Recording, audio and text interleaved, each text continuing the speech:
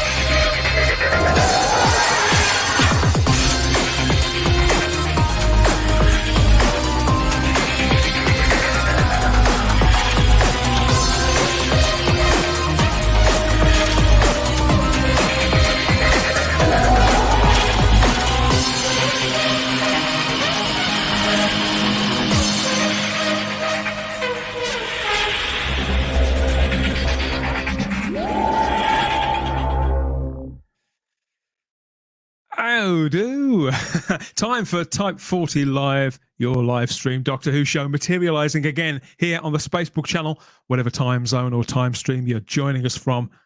Welcome, a wintry welcome, proper cold snap here in Great Britain. Lots more weather coverage to come, no doubt. There tends to usually be some food talk somewhere on the show. Like to keep that tradition going, don't we? Oh, where should we start? So much to get into. Here we are. I think let's get cozy there, like that. Yes, so this is where we come in with content and conversation on YouTube and Facebook in front of a live chat full of friends, fans and companions just like you. And now we're in podcast form too, of course. Thanks for watching. Thanks for listening. Where should we get started? I'm Dan Hadley, Birmingham's king of the geeks. Almost forgot that bit.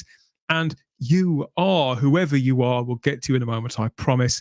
Keep them coming. I noticed lots of comments in the live chat already. Lovely to have you here. Let's warm one another as the nights get colder and as the Doctor Who exclusives and leaks come forward. Yeah, this is one of those editions of the show where for days it seems like we know what it's going to be about. There's a clear idea. We'll talk about X, Y, and Z. And then things happen, don't they? Things leak, and all of a sudden it becomes about A, B, and C. There's bound to be lots of moaning, griping, ranting, and raving. You're not going to want to miss any of it, and you're going to want to get involved too, aren't you? So make sure, particularly if you're watching on Facebook, you have to let us know who you are. On Facebook, if you click that little blue link, Facebook will tell StreamYard who you are, and StreamYard will tell us, and we'll get on first name terms to read your comments too in the live chat. Hold tight. It's nearly the climax of our season. God, no. Yeah. Oh, God. No, not the double entendres already. Yeah, just lots more to come. Lots more fun and games, I guarantee. So please like the video now. Subscribe to the channel if you haven't already. And please check that you're still subscribed if you think you are. And hit the cloister bell to get all the notifications about what we're doing next and when we're doing it. Okay, so the 14th Doctor's era is up and running, isn't it? And some are already, they're a little salty about it, aren't they? But I don't think he cares. He's styling it out anyway. Who'd have thought we'd be here now as we reach the end of 2022, almost where we were this time last year. Later on, we'll be reminding you of all the choices, all the nominations for our Type 40 Live Face of 2022, and letting you know too how you can choose that final winner. So keep a lookout for that and lots more else to come. So yeah, let's bring on the team, bring on the panel for this one. Who's first? Here he is. So it's okay. Yes, in a is it a chunk in it? I'm not quite sure. He's got a Christmas tree too, but it's somewhat dinky. Let's check in with Simon Horton, shall we? How very rude. What my dinky Christmas tree, indeed. It is quite dinky. It's quite dinky. I couldn't work out if it was forced perspective. I couldn't quite work out. No. It's dinky. It's dinky. But if I hold it there, it's probably a little bit more suitable. But I'm afraid your Christmas tree does kind of trump mine somewhat. But there we go. That's all I've got. But yeah, I've got It's got a very unfortunate bend in it, mine has. But I did wonder whether yours. Oh God, I did wonder whether yours was dimensionally transcendental, and that's what was going on there. No, it's definitely smaller on the inside than anything else. But I've definitely got my chunkiness on. It is freezing. Little Lenny's here. He's freezing as well. Yeah. Oh, hiya, Lenny. You okay, mate? He's been out for a cold winter's walk today. It's brass monkeys weather, isn't it, everybody? Let's be honest. None of us can afford to put the heating on, so we're all sitting here shivering. Well, I do hope that Charlotte Shields has had the heating on, because then she might stand a chance she might be better after last week. She was a very poorly child. Let's hope she's better now. Charlotte, can you hear me? Are you okay? I'm better, but I do forgive me if I cough. If I just start laughing, which happens a lot on these streams, or if I start talking a lot, I might just go in a coughing fit. But I am better. Forewarned as far on. Please like the video now. Please give a like for Charlotte's cough. Yeah, please like the video. Subscribe to It's good Or to for have you Lenny. back, Charlotte. Yes, It is. it, I yeah. always miss it when I'm not here for a week. It feels odd. Well, we missed you too. It's great to have you back. Yeah. And you're just in the nick of time to get into all this. And we've also got, now this reminds me of that bit, the Eurovision Song Contest where they go over to get the points from one of the juries, one of the panels in a European country. And they've all got a dicky bows on. They always look a lot more dressed up and a lot more proper than our blokes, don't they? Than people like Graham Norton. And in this instance, JT has absolutely got us trumped. I don't know where he's coming from. Is that the Norwegian jury? No, it's not. It's only me. It's only me here live in Scotland. Hello, Spacebookers. Nice to see you. Hello, esteemed panel. And yeah, here we are on Thursday, the 8th of December. Who the hell needs Netflix and a couple of clowns on it when you can get all of us?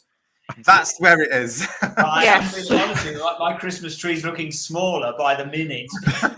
That is ferocious. Yeah, it looks gorgeous. You look like you're in the Orchid Ballroom there. Oh, thank you very much. I am actually, yes. It's good to have you back, and it doesn't stop there. Let the good times keep coming, and the mega times, to be precise, with that writer, director, and big old mega geek, Mr. Ian David Diaz. Hello. Greetings. Spring loaded there. Boom. I'm eating as always. Popcorn. Well, there's a Yep. shocker. What's your snack of choice? Oh, it's just Popcorn. Is it salted? Is it salted or sweet? No, sweet. I don't eat salted. It's horrible. Sweet. Fucking awesome. Yeah, there you go.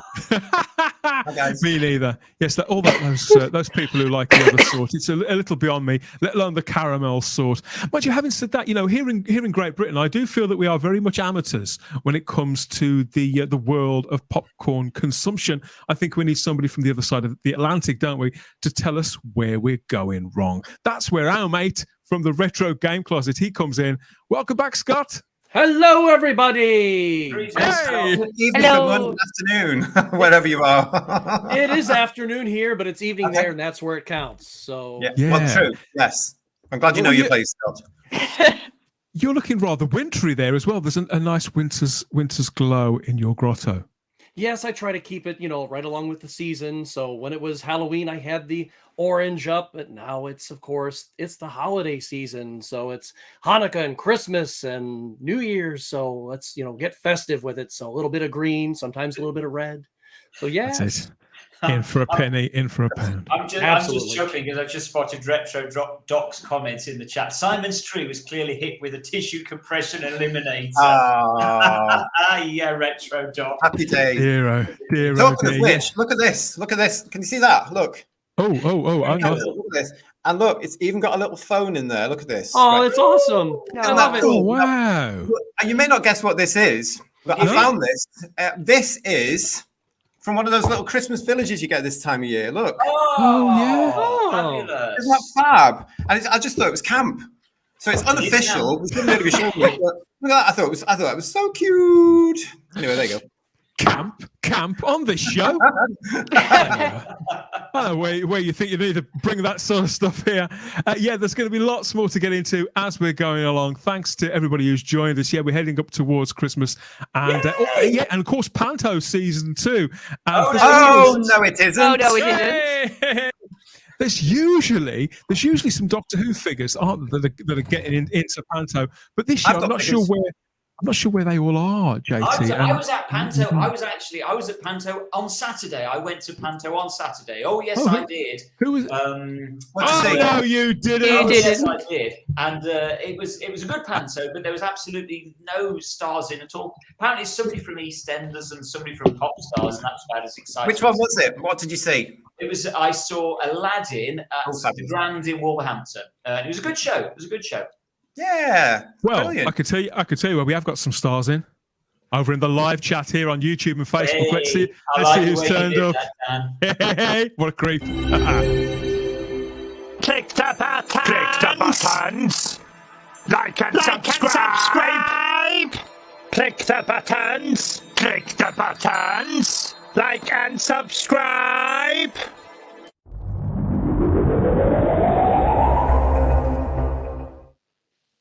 Yes, he's here, Lord Thoth, with a big wintry hi, everyone. Hiya, Lord Thoth. Great, good stuff. I like the Hello. picture, Lord Thoth. Yeah, it's a good one, isn't it? I think it's Lenny. Is that Lenny in a Christmas hat? I'm not entirely sure. Hello, all from Carol Jude. Good to see you, Carol. And Crimpling Doubloon with an ahoy, shipmates. Be very, very cold out there on the ocean wave. Hail and greetings from the Darren Zone, down there in the Darren Zone, where heaven knows what lurks. Best not to know, I should imagine.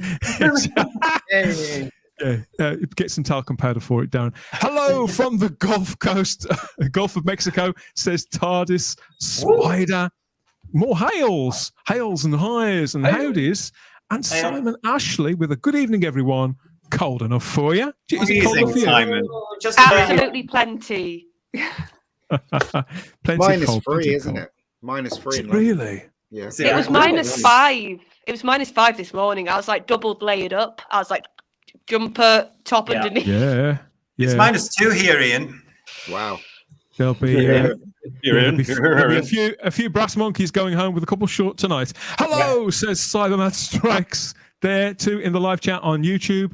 And Richard Brooks is counting down until he breaks up for Christmas. Well, it's with us, until Richard. we break up for Christmas too. Yeah, it's handy, isn't it, JT?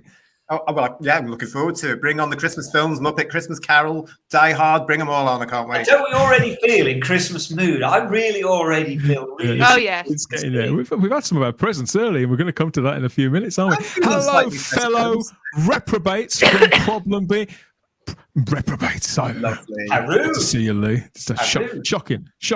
The Vanessa also Reprobates are on said Netflix.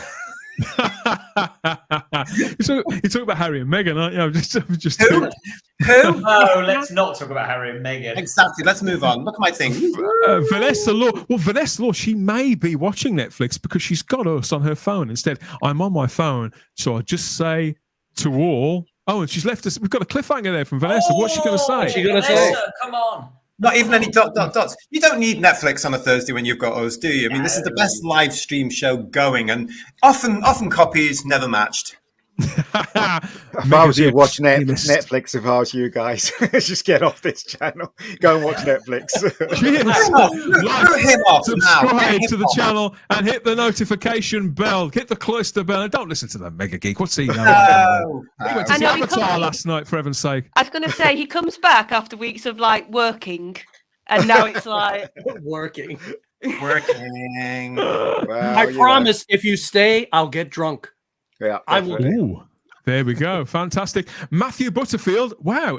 Gets up and twerks. That's that's excitement, Okay, Ian. Matthew. That's how excited people are to see us on. Shah's here too. She's on her way out. I think she's out for the night there. Wrap up nice and warm, Shah. Hello, Shah. rather you than me. So many new names. Say hi to Yeah, us, says that's Carol. right, Carol. Let's just say hello to everybody new that's joined us over the last few weeks because we see them. Hello, We do everybody new. see you. So welcome aboard. Nice to see you all. Thanks for joining us. The expansion continues here. Wendy from the Department of Wendology. She's Hello, here buddy. too. Good evening. Hello, all. Wendy. And who else? Lots more. Sam, I've seen you, Sam. Hello, everyone. Hi, Dan. Like the hat. Thank you.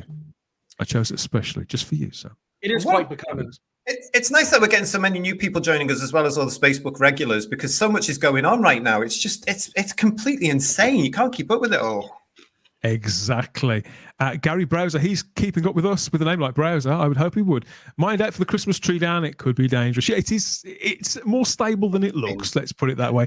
Keep the comments coming, everybody. It's great to have you all here. We have indeed got a lot to get into. And first of all, I think we talked about Panto a few minutes ago, and I think that it's only right that we talk about this guy, because even though we're very excited about a lot of the new faces that are coming our way in Doctor Who over the next 2 years, who knows where it's going to go. One old face popped up just this week, and it's this guy, Mr. Panto, John Barrowman, the actor and entertainer and singer and whatever, and sometime Captain Jack Harkness on Doctor Who right the way from 2005 and up until 2009, wasn't it? And then Torchwood and all the various other things. And he's been back in a couple of episodes of, I can't remember. I seem to have blanked those out of my mind, actually. But the last time I really remember seeing him was years ago. But he's still chomping at the bit to be in Doctor Who, to come back to Doctor Who and to this part that he originated, the part that we love him in, Captain Jack Harkness. And this week, there was a little bit of a whirlwind. People were convinced that Jack was on the way back. And I couldn't work out where it had come from, JT, but it turns out it all came from just one single tweet. So John Barrowman responded to this. He retweeted this. I've got a tweet up from somebody called Beth on Twitter, and she'd snapped Eve Miles chatting to Gemma Redgrave there. Of course, Gemma Redgrave, she plays Kate Lethbridge-Stewart, doesn't she? And there's Eve Miles, who was John Barrowman's co-star on all of Torchwood. You know, she's very much one half of the Torchwood equation. And John Barrowman retweeted this meeting, and just with the one word, questions. So people have taken it that this means that something is brewing. What do you think about this, Scott? Do you think it could be time for Captain Jack to swing back into action? Absolutely. And if he is definitely the one who took that photo, though, I mean, do you think he could be? Absolutely. I mean, of course, he had his little cameo in the Jodie era there, but I don't count that because it was just kind of like, hello, forget about don't see the Cyberman with the tinsel or whatever it was. I don't know. Whatever they were trying to yell about, because I didn't pay attention.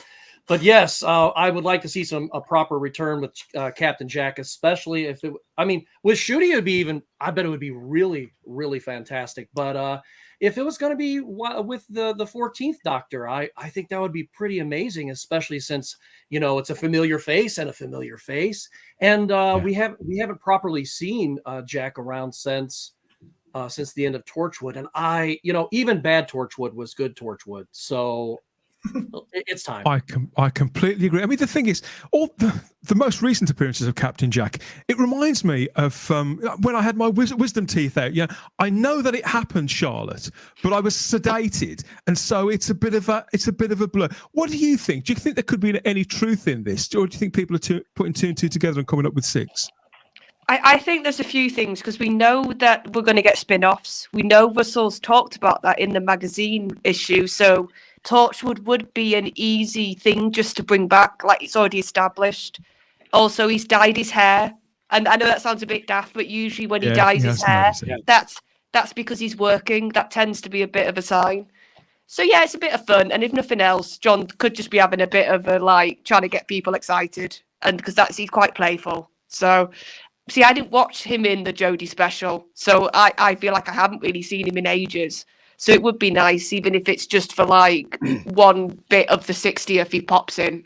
But we'll have to see. But it makes sense. If you took a photograph and held it up to the mirror and went, "I'm Captain Jack, and here, beware the Cyberman," that's all you needed. So, oh, good. So I didn't miss much then. You missed nothing. I look at this and I see this person, Beth. Hello, Beth, if you're watching. So something tells me they've been working together recently. I don't know how two people waving at one another could possibly point. What do you think, JT? What do I think? Yeah. Please. Because, yes, again, it's something that's taken out of all context and proportion, and these sad little fans just can't get their head around it at all. It means nothing. Do I want to see Captain Jack back? I don't care. I don't care if he comes back. I don't care if he doesn't. I wouldn't watch Torchwood because it was absolute crap. It was nonsense. Apart from that one 5-day series, which was what we called Children of Earth. That was how Torchwood should have been all the way through. But Chibnall even managed to look all that one up, before Russell brought it back for that one. No, not interested. Move on. Yeah, that's my instinct, really, Simon, that the show should move on. I think it's. No, absolutely. I was going to say, do you really want to know whether I want to see Captain Jack Harkness back in Doctor Who? Are you kidding me? No, never, never, never.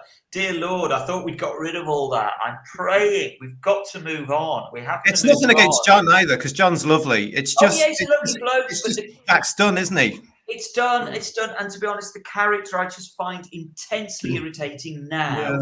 It kind of worked in context for a few episodes, but now I'm sorry, I just find it an intensely irritating character. But John is a lovely bloke.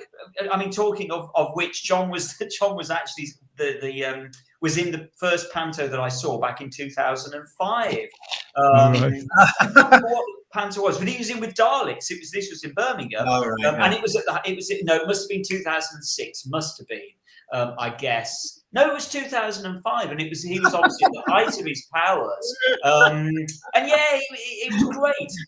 He's perfect for panto, and he came out and he did all the stuff at the stage door. We met him, and he's a lovely, lovely bloke. But Captain Jack, no, been there, done it. Let's move on.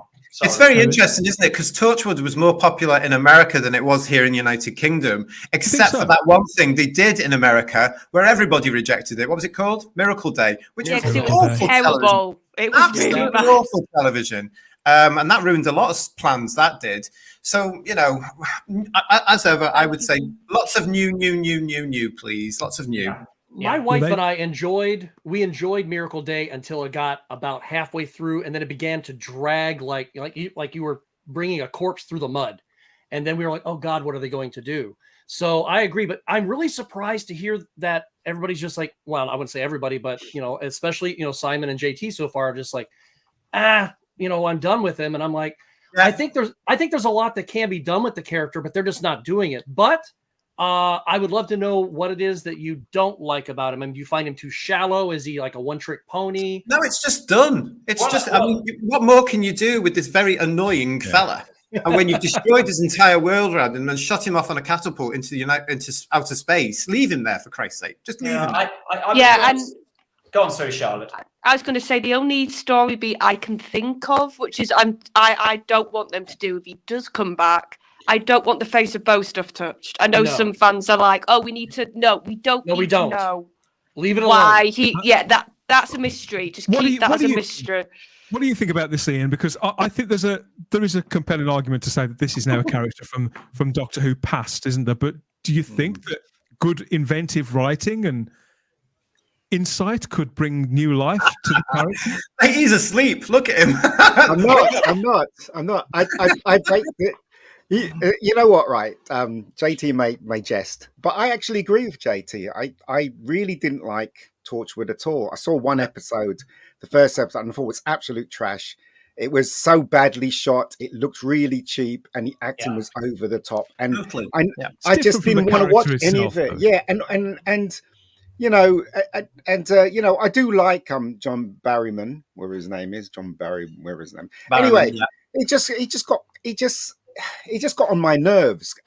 Next thing I turn around, he's on TV, he's on BBC shows, and he was everywhere. And I just thought, he was everywhere.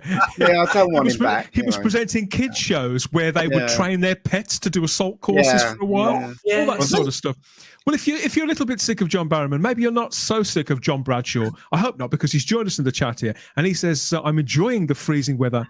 It's a lovely change from constant heat in Singapore." So good to see you, John. Bastard. That's news to me. I would never have thought Singapore being very cold. Wow, no, it's never ever cold. I'm sure John must mean he's come back to the UK, maybe from Singapore. Yes, I think he's saying this weather is a nice change from hot in Singapore. I've been to Singapore, and it is just absolutely melting. But it's melting all year round in Singapore. So Garbage asks, will Dan be able to keep that hat on the entire show? I have done I might actually wear one soon. It was must put me stapled out. on, right? Somebody stapled it on for you. That's it. We've got John Mosby in the chat too. The great writer John Mosby from the Echo Chamber. Not that kind of echo chamber, a proper echo chamber where the people inside know what they're talking about. Hail, or at least a little snow in Iowa. Iowa. Good I to wish see we you, got John. some snow. I need snow.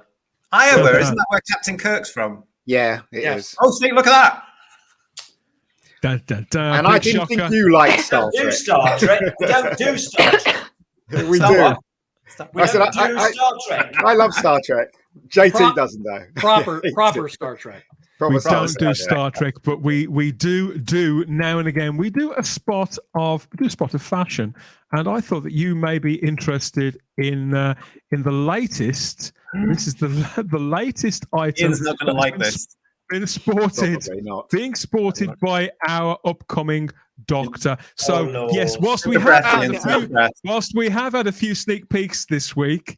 That's coming, don't worry.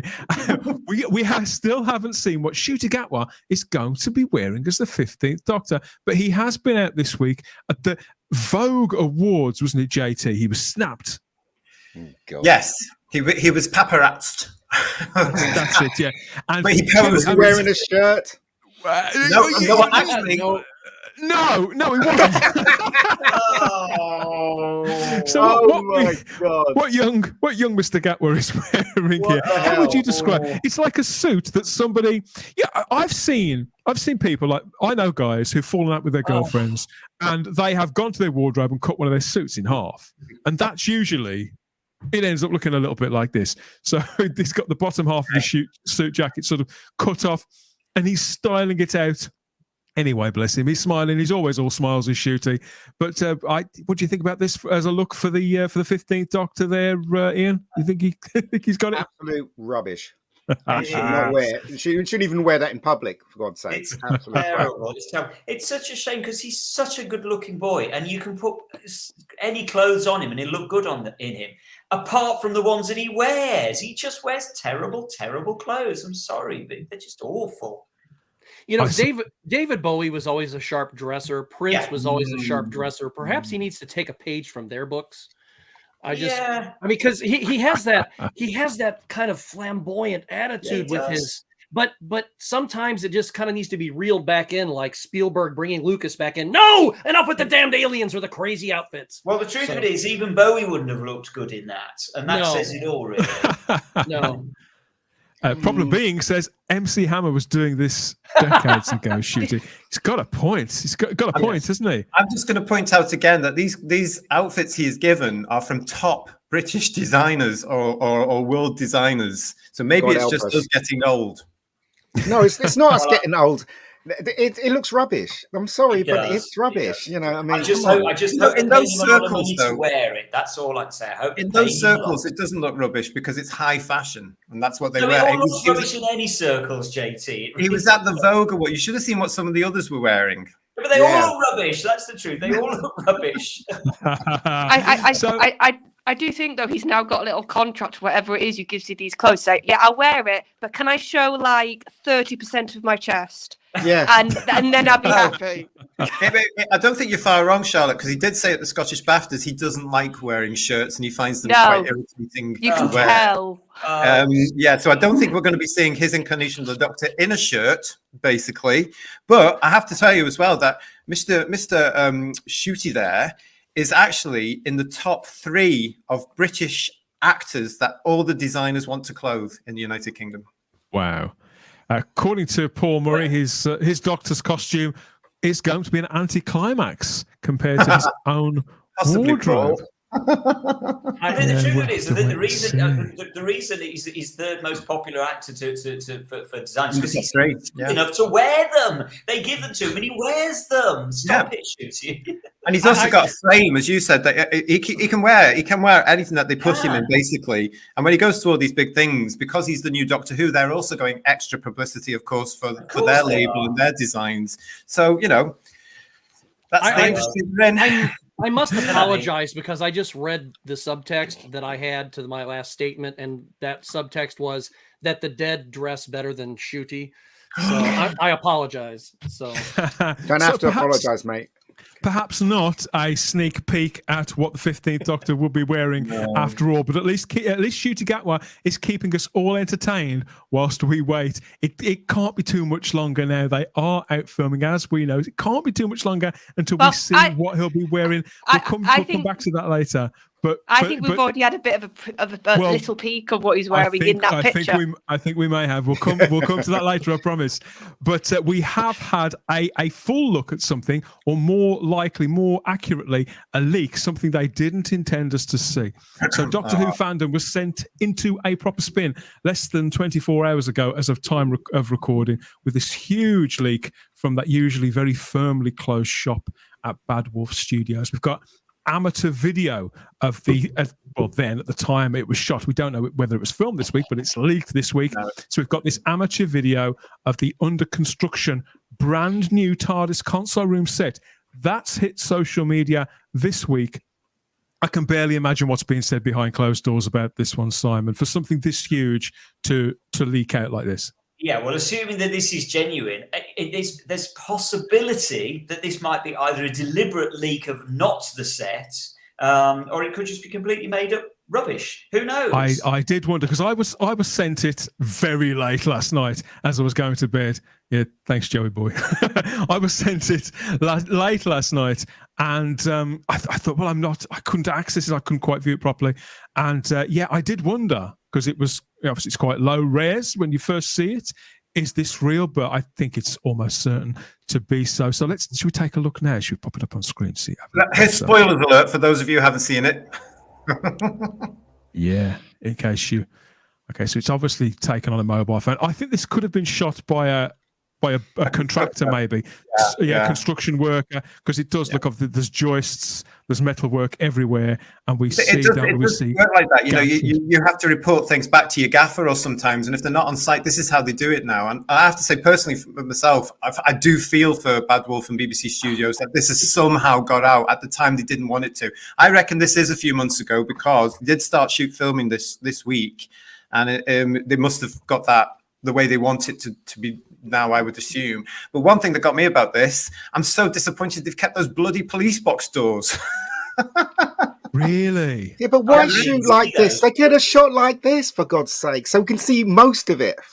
That way. It's ridiculous. There's the police box doors there. Can you see them? Oh, yeah, got you now. Yeah. So, I agree, JT. It's something that's really annoyed me since 2005, those damn police box doors. They make just no sense whatsoever to be inside the TARDIS. None at all. Really annoying. It's been done, hasn't it, as a homage. It was what Russell T Davies loved so much about the Peter Cushing movies, and he always felt that it was a good, solid idea to bring. Yes. It made sense in the Peter Cushing movies, because it was a completely different thing. The TARDIS was a different thing. I was lukewarm to it back in 2005.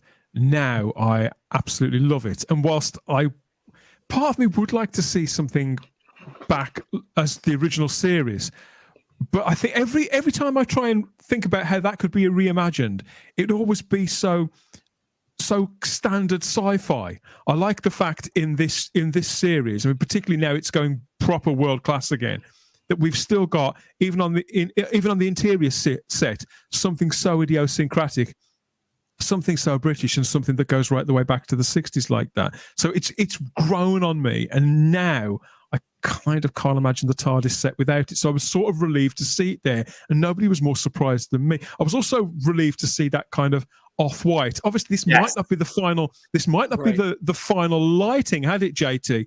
But it's still very clearly influenced by the classic console room in that respect. I'm delighted by that. And if you go back to, actually on one of the inserts that you can see now, where we talk about this a few months ago now, isn't it? Where we actually say that we'd heard it would be back in the round, as it were, which it is. We did get sent information about this several months ago now. We read out a description, but we had no photographs. We just had a very detailed description, and it's pretty much bang on. Hang on, yeah. And it's lovely to see the off-white back. I don't think that the lighting is going to affect the fact that it's off-white. You can see it in a couple of the other pictures as well. It's some sort of plasticky material, whatever they're using there now.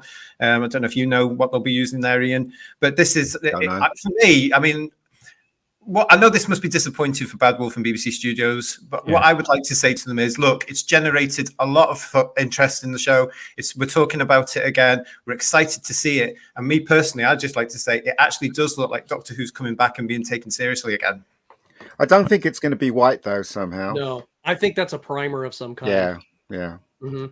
We'll see. Anyway, We'll see. A lot of factors coming to bear on this. Well, you know better than most of us, don't you, Simon? You know, you've worked on television sets. Lighting's all important, isn't it? And with a set like this, there's bound to be different layers of lighting, and then there's what's done in camera. The console's the same color though. That's clearly not lit for the camera. Absolutely, No. 100%. There we go. The console itself, Simon, looks a slightly different shade, doesn't it? It looks more creamy. Yeah, and that's what makes me think it's not primer. It's an interesting point of Ian's that it might just be primer, and it is possible. I hope to goodness it isn't primer. I hope to goodness it is off-white. But yeah, the console was the thing more than anything that I was chuffed to see, to be honest, because it looks. I just hated the console through so much of all of the Russell T Davies stuff, to be honest. That horrible, messy, dirty, junky console. So I'm so pleased to see those sort of clean lines. Sophisticated, Simon. Yeah, sophisticated's a good word. Right. I'm praying that's what I need. But if you look at the console, it appears to be more finished than, say, the walls by the door. Yeah, that's definitely got more detail in it. And it kind of, in a way, it's a throwback to me of when Peter Davison's Doctor had just finished his refurbishment of it. So it kind of has that kind of feel to it. Scott, do you think that it could be because the actors themselves are going to be actually touching that console? So as it's being shot, they're more like they'll put more work into that because we're going to see that more up close. Whereas the actual walls, they may have not just the lighting effects that we were talking about, but there may actually be special effects, CGI, come into it somewhere in between the console and the walls. You know, there's a lot of room to play with there, isn't there? And if you notice, there's a giant circle. In fact, there's a couple of circles on one of the walls. That could be the scanner. That's what I was thinking too, JT. Yeah. It looks good. That bit alone, I got quite excited to see that because it looks like it's got a great big rondel in the middle and two separate rondels, which means you could do all sorts of things with that. The TARDIS is now capable of doing front, behind, up, down, round, 360 vision in a big screen version. But the other ones, I reckon the other big circles there, the other rondels there, are the ways in and out of the console room. But this one, if you look at it, it really has a marriage of a lot of different TARDISes. I mean, you can see kind of the original Matt Smith era TARDIS there. You can see a little bit of the Capaldi TARDIS. You can see, the Tom Baker interior. You can see the enormity of the Coral TARDIS from Tennant and Eccleston. I mean, I think that they're really, just like they're doing with the logo, I think that they're really trying to draw back to not just classic Who and the last 15, say 20 years. They're trying to get us all to say, wow, there's something there for everyone. Worked across all what? decades. It sounds like they were listening to us. It really does. Yeah. Every step they make, right, is the things that we spoke about in previous episodes. And it's really weird because, me and JT know that they have been spying on us from time to time. So and other live streams as well. I'm not surprised if they said to themselves, well, let's listen to some of the fans and hear what they have to say, and then took it on board. That would be lovely, wouldn't it, Ian? It would be, wouldn't it? Let's check in with some of the fans here in the comment section, see what they've got to say about it. So, just the word TARDIS and lots of exclamation marks from Carol June. I think she could be excited, Scott. I think that could be. I think so. Yeah, what you were saying there, Scott, as well. We have to remember something like that, where it harkens back to the past, is correct in its 60th anniversary year and moving on. Because it's looking back to the original and what's been, come since. And this is the right time to do it. If you're going to do that, you build a proper big set. And obviously, they spent blooming money on that. I can't wait to see when it's the way they want us to see it, It's very expensive, doesn't it? But even though none of us have ever actually been inside the actual set or the TARDIS, well, maybe a couple of you have. I have. but when you watch it on television, and since we have such love for it, it feels like home. And when it changes, it feels like someone has actually changed around your living room. And you're like, okay, now it's still home, but it's different. But I think that, with the previous era, and there have been some touches of some of the other eras, where it didn't quite feel just like home, especially the last era. And I think that that's what they're trying to do. They're trying to invite us back home. And I hope that's what we they have made it look huge. I mean, it's like I think it's like 5 times bigger than the previous Tardis. And also, I hate to say it, but the top bit looks a bit like the Enterprise ship. The top bit there, the white. Yeah. Really No, you're right though, because from the size of what we've seen there. Sorry, though. For Ncuti, when he stands on that set, he must actually. Be tiny. A little bit worried because he's got to fill that entire space with performance. Just think, and he's only a teeny weeny thing. He's a tiny man. Yeah, he's a tiny Peter man. Harrington says it looks like it's got no base to it. I like it if it's true. It looks legit to me. Says problem being. I think it is problem being. Yeah. Roundels. Yes, I love the roundel, spiraling ramp. Says Carol Jude. Paul Murray says it does look. Start again. It does look interesting, much better than the bloody Chibnall one. Well, but they've spent time, energy, creative talent, and money on this one, haven't they, Paul? Everything's better than the Chibnall one, let's be honest. How did that leak with all the security surrounding the show? Good question, Tony L. It's not been the first leak by any stretch, as you say, but you do wonder. For all we know, that could be the new TARDIS bathroom, says Retro Dog. It does look like a giant shower head along the top a little, doesn't it? Still, I think it's the closest we've had to a proper console room in New York. I agree. We are pretty much. I mean, I loved the Capaldi TARDIS in particular, but this is almost. I mean, I know this isn't it finished yet, but this is almost my idea of what the ultimate TARDIS set would look like. I was very impressed with this. My eyes were out on stalks, and it's not even finished yet. Well, actually, talking about they're filming from this week, aren't they? So it must be finished. That could have been from months ago. I was going to say they must be finished, yeah. But talking about security, right? No matter how much security they have on films, there's always one person, like a runner or something like that, where they've gone to lunch, and because like I had someone that actually videoed the X-wings and on the last Star Wars, the first Star Wars movie, and he texted it to me. So do you know what I mean? It doesn't matter how much security you have, you can't be there 24/7.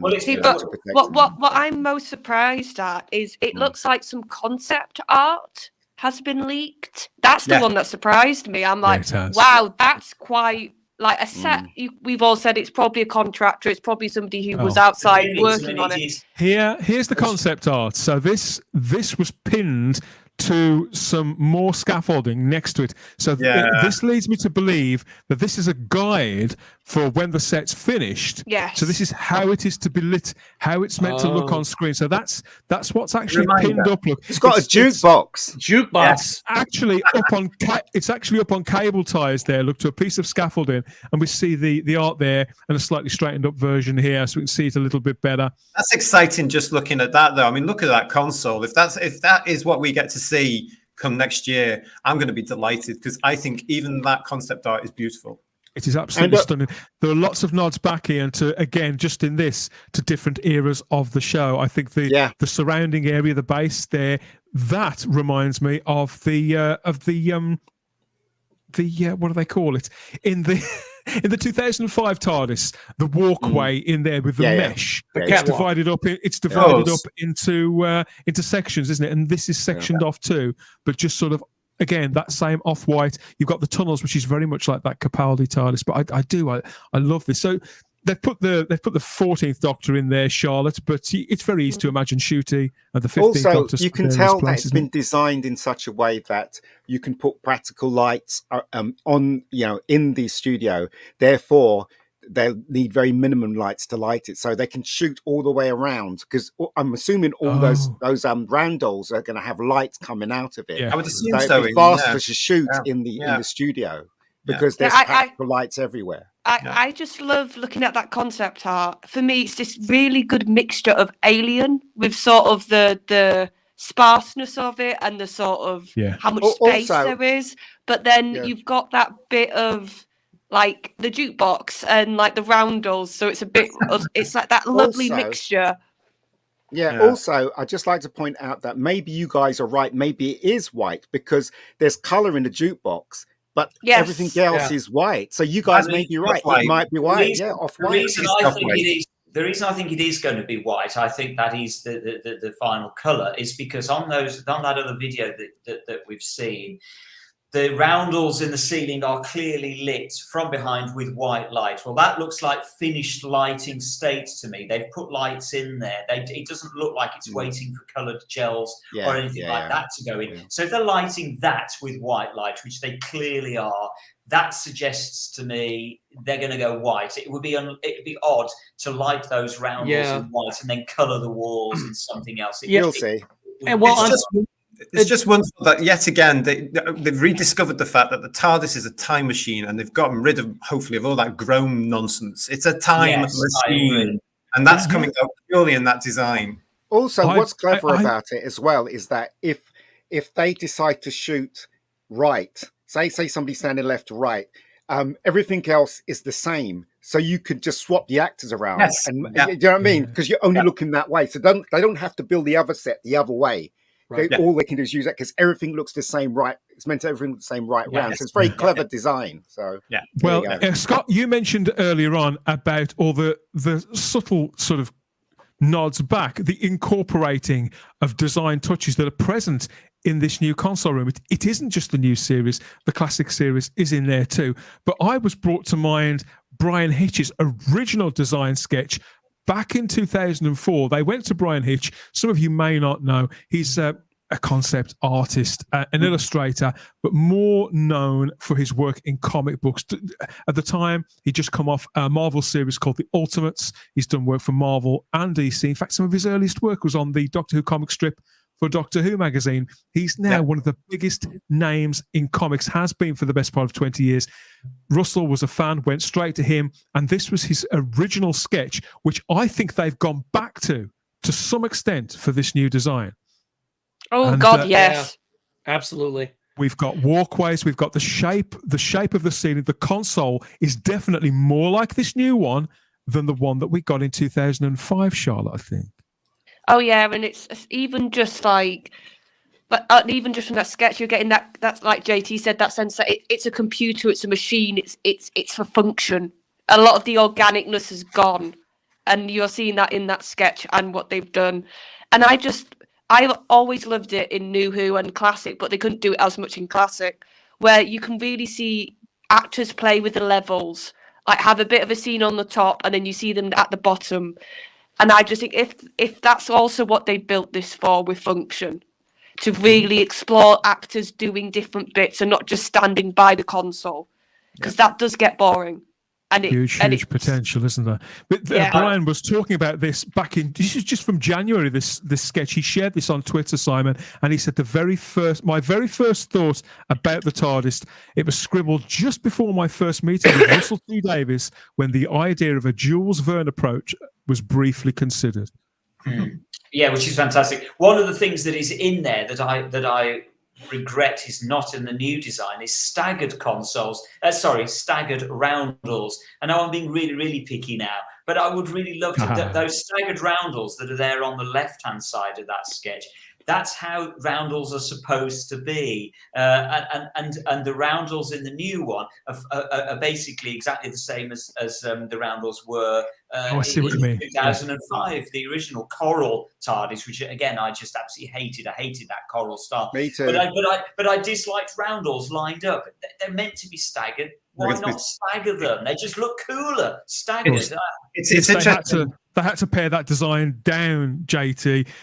They came up with this. This is a further sketch based on Brian's further drawings, and of course, that's the design that we got originally. This looks so quaint now in comparison to what we're seeing of the new one. I was just about to say there as well. Yeah, the reason that they couldn't go ahead with that original design or any of some of the others that came was cost. It was purely to budget, which is why we got that one there that came with the coral, because that was in their budget. But you can still see certain elements of that were taken from that first design, and it's wonderful to see now that finally, as we've mentioned before in the time we talked about the TARDIS, it looks like no expense has been spared because they have got a bigger budget. So let's just hope that nothing happens to it and it lasts a long, long time for all the investment we've got. Carol Jude says, add lighting and details. It's going to be amazing, I think. It lends Absolutely. itself to a lot of lighting styles and set dressing. You're a little lukewarm about this, I'm sensing, Simon. You're not maybe as keen as I am.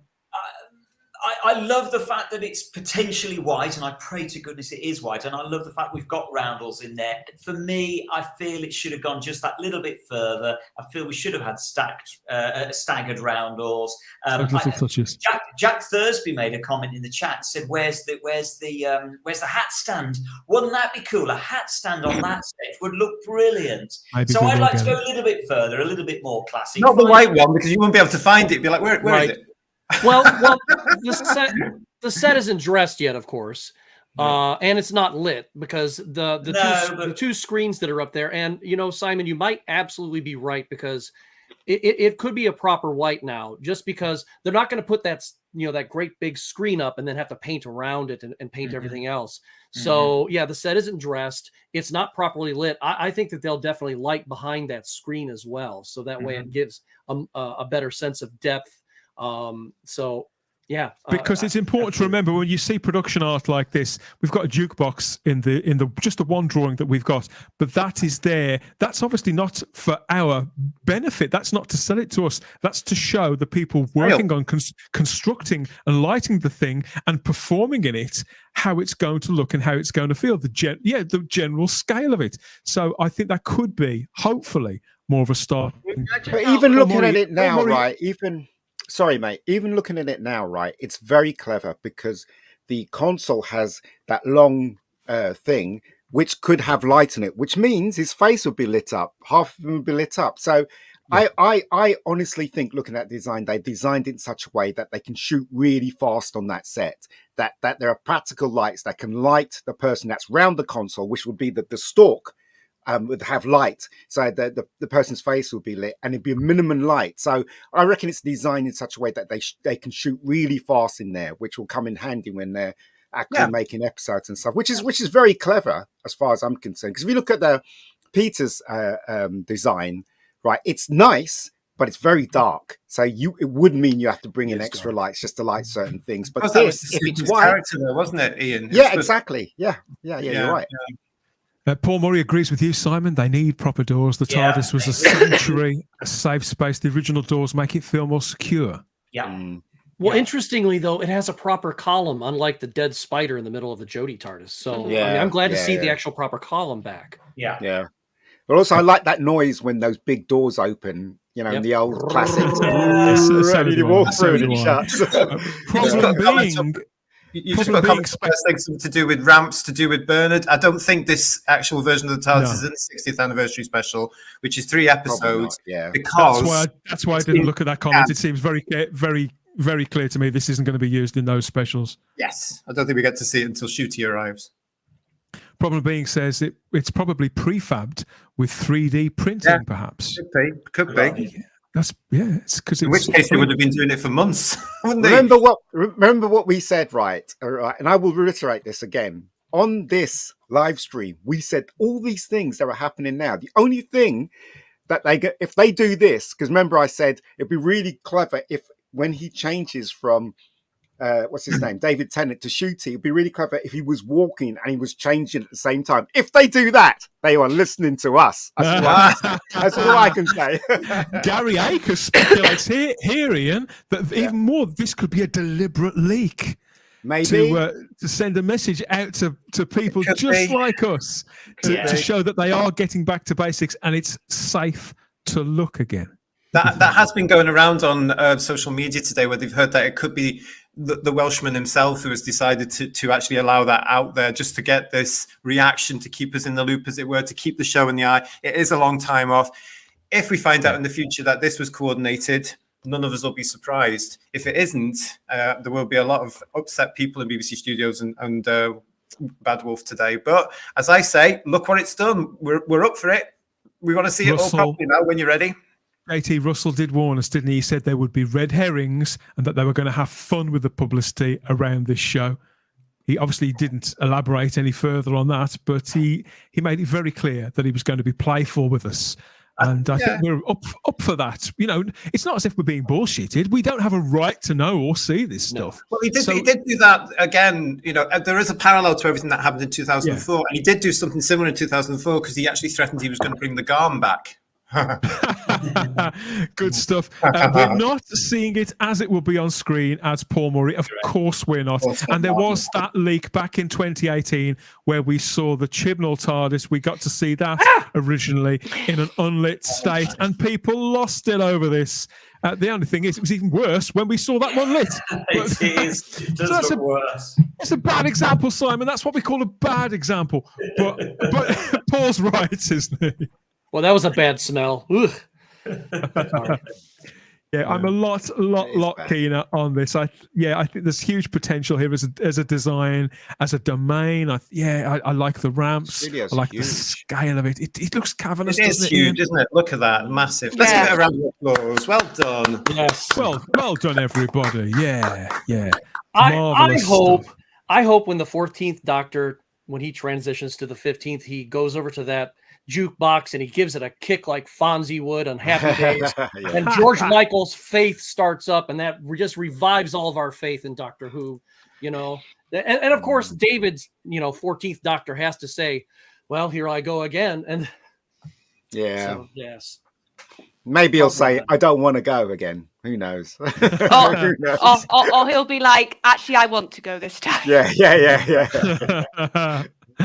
Aidan McGear, he's in the chat again on YouTube and says, it is possible it has this more flat classic colour scheme and appearance for the 60th, but look more textured and colourful and modern for Ncuti's run.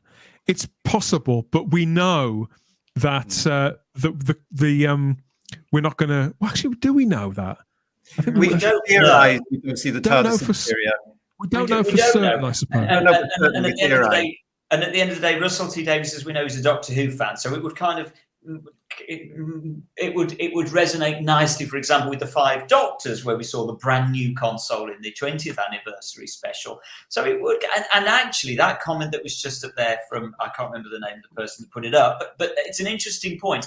Aidan, that actually if they did go for the if they went for the classic white look for the 60th, that would actually be really rather cool and rather nice. I would be disappointed if they then moved it on and changed the colour and the texture for Ncuti's series. But it would work, having a white classic console. Really. Yeah. I think I've taken it as read that because those specials were filmed obviously in the middle of the year, that we wouldn't see the inside of the TARDIS.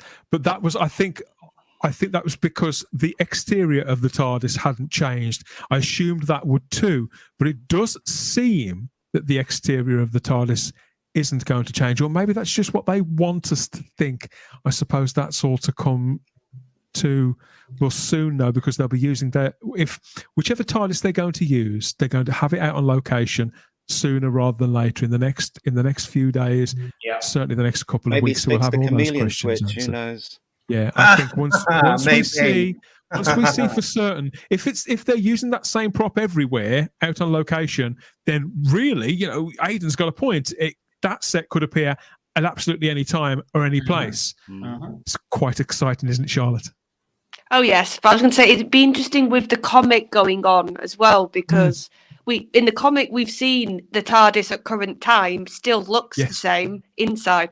So, and that's what was my first thought when I saw that. I was like, does that mean we're going to start to maybe see the change in the comic? Like maybe, not a full change, maybe bits of it will start to morph, and the fans will spot that in certain panels. Like, oh look, that crystal's changing a bit. Or I think that would be a fun tease, and then we get the actual proper reveal on the television. I think he'll save the reveal obviously for the TV, because it's a big moment. And it's not just for fans. Let's reiterate that. This isn't just for fans. They have to get the public back, especially the British public.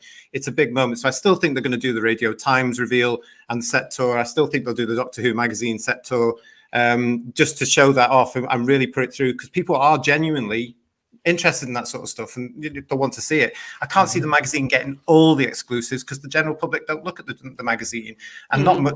We're trying to bring the fans back, Charlotte, as well to the magazine, and of course they've still got distribution problems because half the country didn't get it today. So it's a real case of. I can see the magazine. We'll come to the magazine a little later, but I can see the magazine getting an exclusive photo shoot, if not an exclusive reveal. I'd say I think the Radio Times will as well, to be honest, because you've got the fans and then you've got the general public. Yeah, it'd be really nice if he went in and he flicked a switch and the TARDIS changed all around him.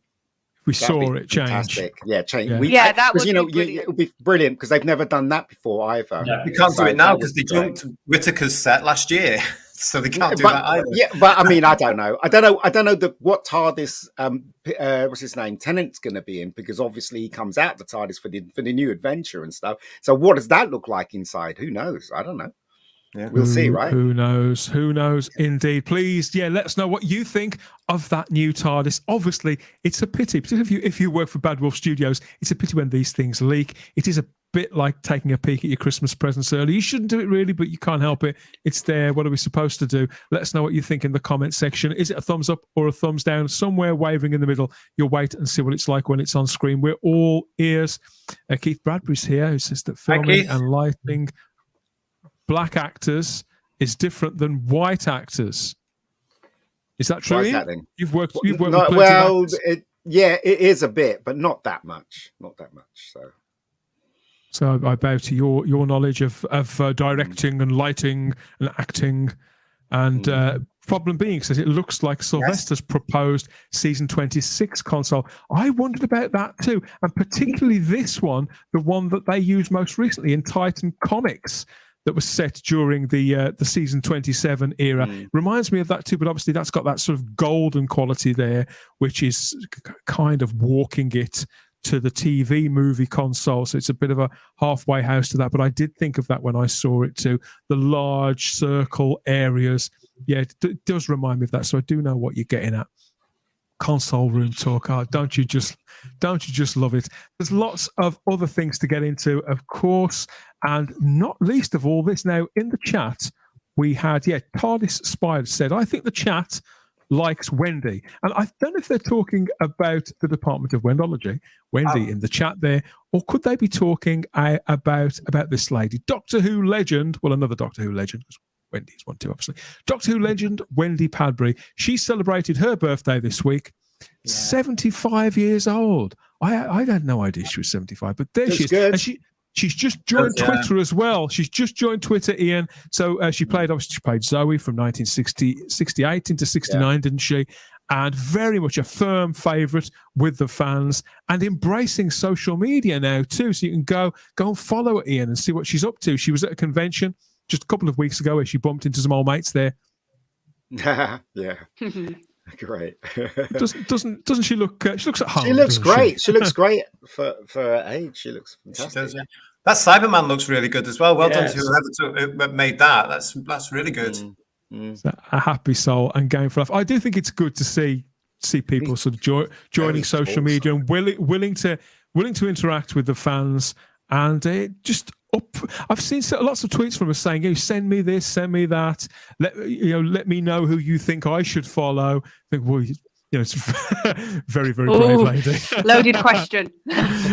But yeah, good for her. Yeah, happy birthday, Wendy. And speaking of dates in the Doctor Who calendar, I also want to mention, well, slightly different, I know, but last year, Simon, if you remember, we were just coming on to do a live stream, weren't we? When we heard some really sad news. It was just this week, wasn't it? This time last year, this week, that we heard of the passing of Chris Achilleos.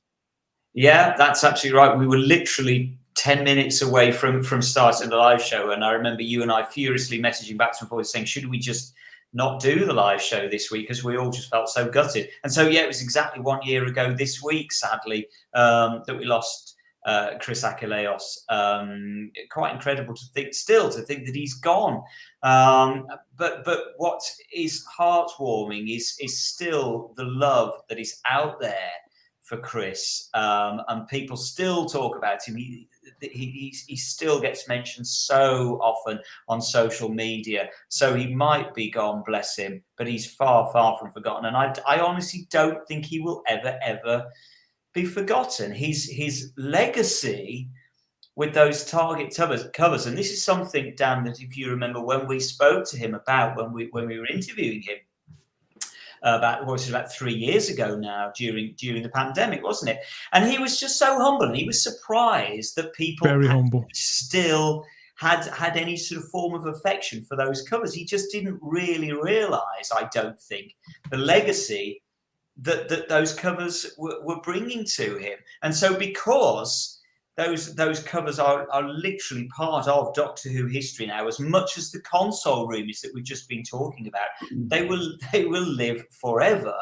And so in that respect, at least, Chris, bless him, will live forever. He is like William Hartnell, Patrick Troughton, etc. The legacy stands behind him, and he's forever going to be there. And I think there's just still so much affection out there, and the fact that people are still aping his style. Target books have still been sort of, up until recently, sort of aping the style of that he used on the original 70s Target books. So he casts a very, very long shadow, and bless him, a year ago since we lost him. But thank goodness that we had him around at all, and that he did those covers, and he was such a Look at the response. artist. Look at the response in the live chat here. Just mentioning Chris's name. Rest in peace, Chris. Fantastic Bless you, artist. sir. Crimpling Doubloon says a true Doctor Who legend. Yeah. It's still very difficult to believe he's no longer with us. I mean, particularly, we spoke to him a couple of times each, didn't we? And he was full of ideas. He did full that of Bruce Lee enthusiasm. one. Did he do that Bruce Yeah. Lee? Yeah, he I did. did not know. I've seen that so many times. I did not know he did that. He It's did absolutely so brilliant. much stuff that you wouldn't necessarily Yeah. realise, and that's the thing. He didn't just do Doctor Who. That's the amazing thing. And as Dan and I have said before, we were talking to him, bless him, shortly, literally only a couple of weeks before he passed, and he was so keen to come back on and do another show with us. And the rest is history. It's like he was old school as well. Mm-hmm. Yeah. Oh, very much so. Yeah, he was a proper artist. A proper I've got the yeah. Typhoon poster. Did Chris do that? Yep. Chris Yes. he did pretty much everything. Yes, Did he this solid stream of work right across the board. Oh. And he still got a kick out of it, and he was still full of creative ideas, things that he wanted to do. Yeah. I want to And Chris he was- Achilleos calendar again, says Jack Thursby there. So people, it's stirring so many warm memories here, and just lots of love hearts from Peter Harrington. Yeah, absolutely. And I've seen so much outpouring again this week on social media for him. But as I say, he's far, far from forgotten. We all knew it was coming up to the 1 year anniversary. That it was just before Christmas that he passed. And everybody's remembering him and talking about him again. And he's just loved. What can you say, really? Those Target covers, they're loved. A problem being, he says, the first time I saw the Target novels was when I went to my local library and was amazed to see that there were Doctor Who books. And Jack Thursby says, I was looking forward to hearing him speak to you again. I urge everyone to listen to his chat with Type 40 again. Brilliant. Thank you, Jack. It was Of course, unforgettable afternoon we spent talking to Chris, wasn't it? absolutely. And I still remember that day that I got a message back from him saying, "This is my phone number, give me a buzz and we'll have a chat." I'm like, what? I can't pick up the phone and call Chris Achilleos, one of my absolute childhood heroes. It's just one of those moments that you kind of never expect to see coming. And we were talking to another Doctor Who artist actually this week, weren't we, Dan? And they were saying about Chris and about how much his legacy is so influential, so respected, and so loved, genuine affection, admiration, respect, and obviously sadness too. We still enjoy his work, and will continue to do so probably for the rest of our lives, I suppose. Absolutely. And I'm glad you brought that picture up there, Dan. Can you just pop that back up again? Because you will see, just sneaking down the bottom there underneath Chris's hand, the artwork that Kate Bush used as the inspiration for the Babushka video. As I say, his legacy is enormous. He even influenced the Kate Bush outfit. And so we certainly still hope we will keep returning to Chris and his work, and we're hoping to do a tribute show maybe next year to him. As part of the 60th. It wouldn't be the 60th anniversary of Doctor Who without Chris Achilleos, I feel. No, nobody deserves it more than Chris. And we're hoping to speak to Tasha, his wife, who is out there. Hello, Tasha, if you're watching, because she's keeping his legacy going, and we're hoping to do a chat with her in the anniversary year as well, about Chris. God rest you soul, sir. God bless you. As a fan and as an artist myself, I very much look forward to seeing that tribute show because he's an amazing artist, and I only wish I could do something as well as he did. He was magnificent. He was one of a kind, literally one of a kind. And all for the love of art in Chris's case, and he genuinely loved Doctor Who as well. Loved cinema, loved Doctor Who, and loved that he was associated with the show. And he particularly loved John Pertwee's Doctor, didn't he? I think he really enjoyed capturing his likeness there, and so that this seemed absolutely the most apt image to finish on there. But please, if you haven't already, please like the video, subscribe to the channel, hit the cloister bell to get all the notifications about what's going on next and when and how we're doing it, what we're up to. You know the drill by now. Okay, what's next? How about some of this?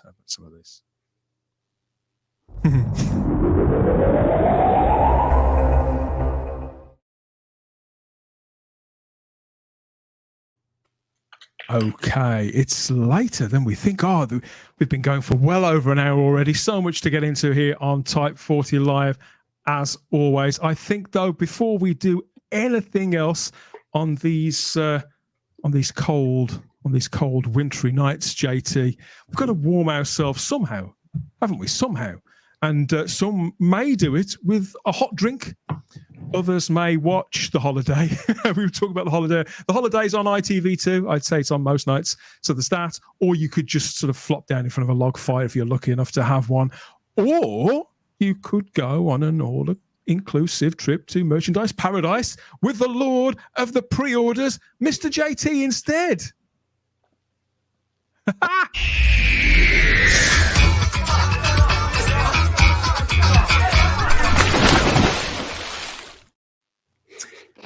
Right, yeah, so we're back. Merchandise Paradise for today, Thursday, the 8th of December, 2022. And as ever, all prices and information are correct as we broadcast to you live. And I do want to start with an update, actually, from a previous Merchandise Paradise, where we went through the forthcoming Panini book, Daleks, The Ultimate Comic Strip Collection, Volume 2. Now, if you have pre-ordered that, just to let you know that the original date they gave us, which was the 2nd of December, is now the 14th of February, 2023. So it has been pushed back. So I just wanted to let you know about that one.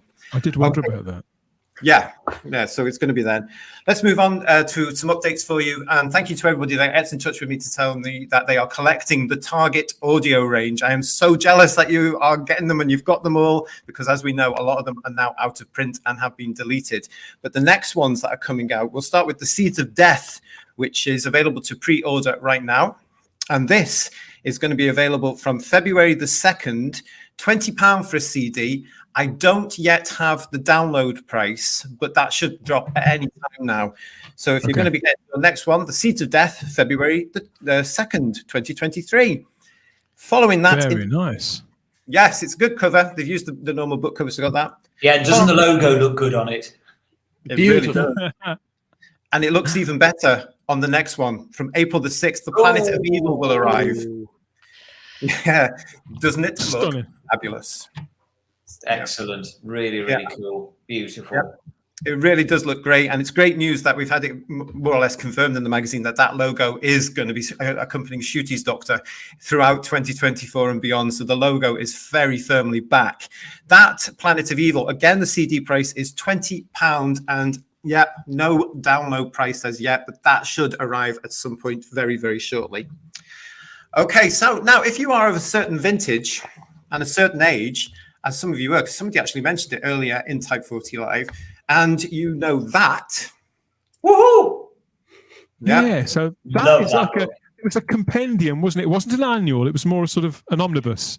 Well, this was actually accompanying the Typhoon tea bags promotion back in the 70s, which also involved these. You could get these little cards, and these little cards went through all. Well, you can get them in the tea bags. You opened up the Typhoon, and there it was. And if you collected not just the cards, but then you also collected the tokens you could send off to get this. Now, this is an amalgamation of some of the stories that appeared in some of the mid-70s annuals from World Distributors. And you'll be pleased to know that it's out on audio. It's on CD on the way.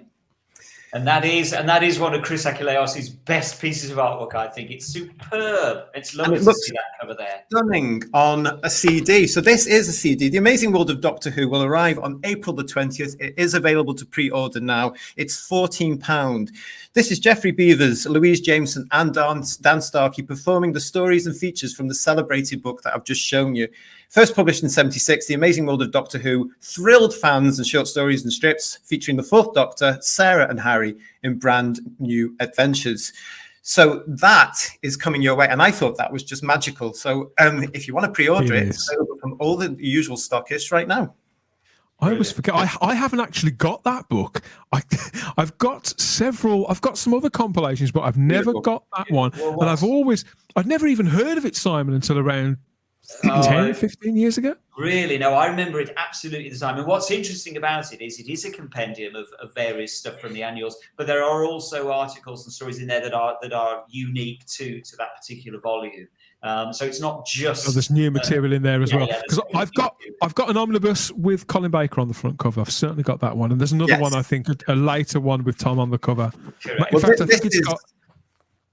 Well, I think it's got John Pertwee on as well. It's got like a white cover. Yeah, but it obviously came after this, and this was the original one. There was one in 1981 to tie in with the Five Faces of Doctor Who. There was another one in 84, which introduced Colin. But this one, this is special. The Amazing World of Doctor Who is special because they don't really do this anymore. This was at the same time you could also get Doctor Who-related Weetabix promotions. Yes. Oh. And the Typhoon tea bags was a natural extension. So if you were of a certain age like we are, this was normal stuff back then. It's never been repeated. Even with the new series, you couldn't get anything from the tea bags. You couldn't get anything from your breakfast cereal. Nothing like that has ever happened since. So it was a very special time. And these things are very special because of that, because it's just sheer memorabilia. You know, it's great stuff. So to see it coming out on CD as part of the BBC Studios audio range of the annuals, it's just a joy. And as I say, it's available to order right now. Okay, just some updates on what is coming as well. Jumping to June the 1st. June, summertime. I can't wait already. June the 1st is a very interesting one because Doctor Who, the Target version of The Nightmare Fair, will be arriving on CD and audio download. The CD is currently £20. You can pre-order it. That's going to be interesting, of course, because that's from the Abandoned Season 23. The Graham Williams Target novel. No other details of that. So we will keep you abreast of that when we get further details as we get into 2023. And then just jumping a month ahead to July the 6th for £17.60, which is a very unusual price for a CD. Doctor Who, Kevin Clark's Silver Nemesis will be dropping as part of the Target audio range as well. Ooh, there we go. So that's that one in there. Yeah, I suppose an anniversary story in an anniversary year. I suppose why not? But Silver Nemesis. It's harmless fun, but there you go. That one's that. I just want to mention at this point as well to Space Booker Will Hadcroft, who isn't with us at the moment because I think he's actually on a weekend away, a well-deserved weekend away. He is here. He's in the live. Are you here, Will? There he is. Hello, Will. No idea if it's read by Tim Dore, but Will's book that we actually presented ages ago in Merchandise Paradise, just a wee reminder, The Resurrection Plant is available to order now on CD for £9.53 to £10 from all the usual stockists. It's a great Christmas present for yourself or others. So because he is one of us, because he's a space booker, I wanted to mention that for you, Will. So there you go. Go and get his lovely book. And Will be coming to talk to us a little bit more about that next year. Can't wait to get stuck into it, Will. I have heard it now. So there we go. Right, so thanks for that, Will. Nice to see you. Staying with CDs, previously on the Merchandise Paradise, we've told you all about the Flux CD soundtrack. Well, you've got more coming because the Series 13, the Specials soundtrack, is available as a combined 3 CD album available from the 13th of January, available to pre-order now. And you can stream and download Eve of the Daleks right now. And you can also get Legend of the Sea Devils from the 9th of December, which is tomorrow. So they're coming out as downloads first. They're coming out as downloads separately, yes. So Eve of the Daleks was downloaded when the album came out. So that's already out there. Legend of the Sea Devils will drop as a download tomorrow. And The Power of the Doctor is released on the 16th of December. And then the full CD album's there 13th of January. And you can pre-order it now direct from Silver Screen. The blurb on this says, and here's a quote himself from Chris Chibnall himself. How do I sum up Sagan's contribution to Doctor Who and the 13th Doctor's era? In a few words, I need only one. Brilliant. Sagan made the show's musical landscaping wide-ranging, specific and authentic. The scores for these three specials illustrate that breadth perfectly. From the witty but emotional jazz-infused chamber piece of Eve of the Daleks, through the beautiful and powerful use of traditional Chinese instrumentation in Legend of the Sea Devils, culminating with The Power of the Doctor, a fitting climax to Sagan's work on the show, bringing together so many of the fabulous themes he's created, from Daleks to Cybermen to the Master, Yaz, and the 13th Doctor's wondrous, heroic, and emotive theme. Thanks for reading that out gently. So no offense, but I find this the music was so forgettable in all three of those specials. But you know what? I think how galling it is that they haven't ever released Series 10, so you can't get all the Capaldi ones yet. And I know that still is a bugbear for a lot of Capaldi fans, or a lot of Doctor Who fans generally. So I do like the fact that at least they've tied this bow for the people who did enjoy this era and who do like Sagan's music and who want it all there at the touch of a button or on their shelf, so they don't have to obsess about it for years and years and get up petitions and things. That at least it's there for those who want it. Do you know what I mean? Mm-hmm. Oh, absolutely. I mean, I don't know how many units they're selling. There are reasons why Series 10 hasn't been released on CD, but we won't go into that. This is the wrong show. It's none of our business, quite frankly, what's going on there. But there are business reasons why it hasn't been released. But yes, so I'll go through those dates again, because we do have some people who like the work. You can get the combined 3 CD album to pre-order now, direct from Silver Screen. That's going to be from the 13th of January. Eve of the Daleks is available on download now. Legend of the Sea Devils tomorrow, the 9th of December, and The Power of the Doctor from the 16th of December. Look at those tumbleweeds going past. Also, good coasters for my coffee and tea. They're really good coasters. Yeah, so somebody said it in the chat. They're very expensive coasters. Yeah, well, they are very expensive coasters. Yeah, $17.99 for your CD for the 3 CDs there for the pre-order. Great all news. 7 copies will get sold. All 7 copies will be sold. Well done, JT. What's next? Thank you. Right, yeah. What's next is great news for people like myself who are collecting the standard editions of the Blu-rays, because it's been announced over the last couple of weeks, of course, that heading to us on February the 13th for $39.99 is season 24, Sylvester McCoy's very first season as the 7th Doctor. It includes, as you are well aware, Time in the Rani, Paradise Towers, Delta and the Bannerman, Dan's favourite, and Dragonfire. Yay! Available to pre-order right now from all the usual stockists, which do, of course, include the Who Shop, Galaxy 4, Who NA, Forbidden Planet, and Amazon. I'm not going into anything else than that because it's been around for a while. Yeah, they're filling up gradually, aren't they? They're catching up. I suspect that by the end of this year, they'll be largely back on where they should be. A couple of I've been told that's behind. The first of the 2023 releases for the standard editions. I reckon that by this time next year, I think we'll have them all. That's all I'm saying. We're going over to the bookshop part of Merchandise Paradise now, and Doctor Who, The Daily Doctor. This is by Steve Tribe, who some of you may have met and some of you will know from the Doctor Who circuits and certainly a lot of his books. Now, this is the brand new cover that has changed because it had the old logo on, and this week they updated it to include the brand new logo. So, I thought it looked familiar. I thought I'd heard of this one before. Right, well, this is going to be available from the 17th of August. Now, that's the new date because it was supposed to be available before that. So if you have pre-ordered it, you will probably get it at your pre-order price because the price has increased slightly to £15.63. The Daily Doctor is a page-a-day guide to living your best Time Lord life. As days turn to weeks, turn to months, stay serene with your daily dose of the inspirational plans, pronouncements, and principles that bring order to this crazy and chaotic universe. from what it means to be human, when it's best to run, and the best approach to filling your pockets. This book contains nothing less than the tale of Doctor Who, 365 and a quarter hot tips on life and how to live it. Sounds like padding to me, to be honest. Sorry. They're what I would call a toilet book. So you would keep it next to exactly. the loo, and you dip in and you dip out, and they're sort of harmless. It's good presents for geeks, I think, Ian. I think so too. Who don't know what to get us. Yeah, I think it's a good idea. It's a coffee table thingy, and it's a toilet book as well. Just leave it in the toilet, and then do your business. Down the toilet. There you go. I do agree.